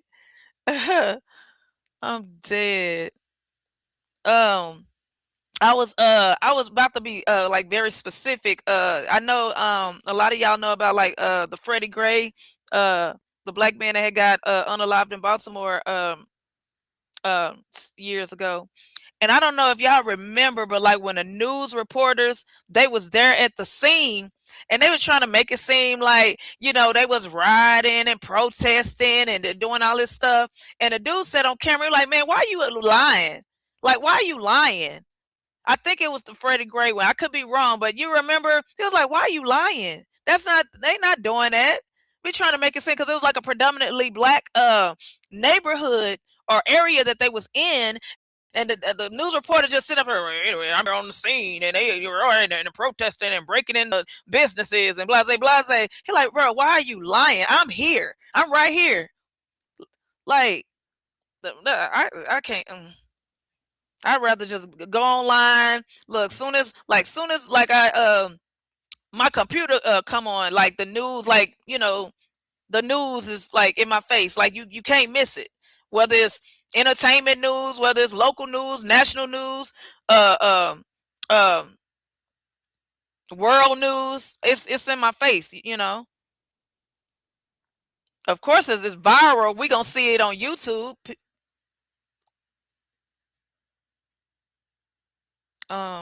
In about 3 minutes, y'all. In 2 minutes, I'm gonna be at the 3 hour mark. So I guess I'm gonna probably end it right here, y'all. I'm gonna do my shout outs. I appreciate you, Arabia. Oh my god, you are excellent mod. Oh my god. You are outstanding. I appreciate you. King Mafia Anthony, he came up here. Breeze Omega, he was up here. Young Riaz, I appreciate you. Wraith, I appreciate you. Toby, I appreciate y'all. Hold on, I'm scrolling up, y'all. I'm scrolling up. I'm gonna try to see if I can end exactly 3 hours. Let's see if I can do it. Appreciate my Virgo sis, Sirius, Lovelace. Look, now I'm trying to remember everybody that was in here. Oh shoot, YSM was in here. Young Sandman. Freaking Flying Low, my favorite troll, was in here. Uncle L was in here. Who else was in here? I'm scrolling up and it might not show everybody, and I'm trying to remember Draco, Queenity. I'm scrolling up, y'all, and I'm trying to remember also while I'm scrolling up everybody that was in here. And if I miss anybody, I am so sorry. If I miss anybody. Um, who else, y'all? Who else was in here? Oh, Lonnie was in here. Lonnie was, yeah. She had me crying this morning, y'all. Uh, Fatty. Uh, I'm scrolling up. I'm scrolling up. I'm scrolling up, y'all. Trying to see if I can do this before the 3 hour hit. Um, Shout out to the chat. I appreciate each and every one of y'all. I told y'all I wasn't gonna be ratchet today, and I'm sorry if I sound hoarse. I just wanted to see if my audio was working, honestly. And because I've been having trouble like all weekend. I hit link, get dropped off, hit another link, get dropped off, get dropped down or whatever. So, man, I appreciate y'all for real. And y'all make sure y'all hit that like button, like, share, subscribe. Oh, Arabia, let me put my Discord in the freaking thing before I leave. Hold on. My Discord, y'all. Oh, see, this is not a video. They were saying that they got some Venezuelans that is, I guess, upset. Let me share my screen with y'all like real quick. And then I'm gonna share my Discord. Look, supporters of Maduro burn a U.S. flag in Caracas, Venezuela. Yeah, they do kind of look melanated. I ain't gonna hold you. Wait, wait, they do look kind of melanated. Y'all see this picture? Don't they look melanated to y'all? Especially this one right here. Hold on. Oh, okay, hold on. Hold on. Y'all, don't he look a little melanated? All of Joker look melanated. Especially this one.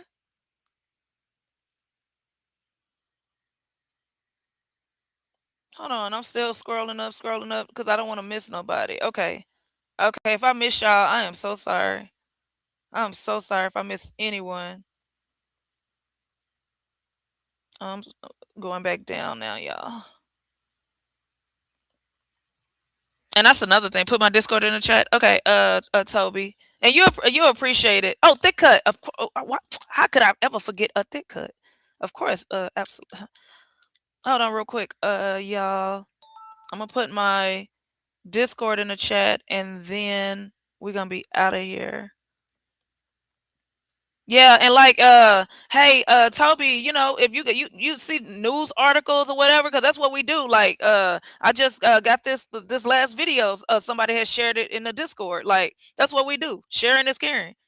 Because, like I said, I don't know where you live, but I'm pretty sure you want people to know what's going on. In your city or in your state or see some, say something. Shoot.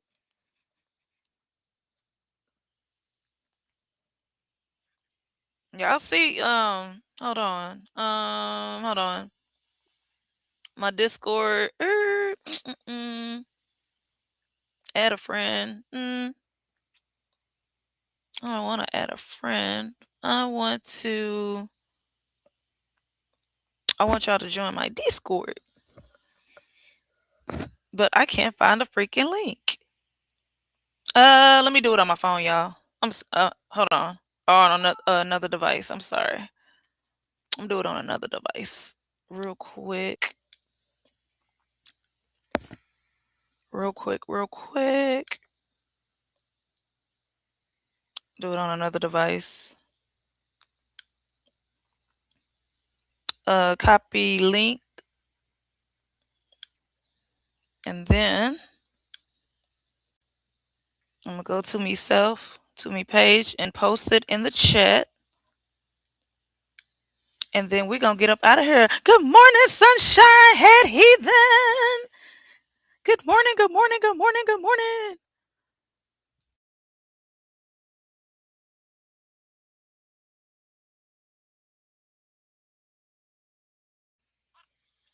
You're driving, so you can't chat, but listening to end, man. We about to get up out of here.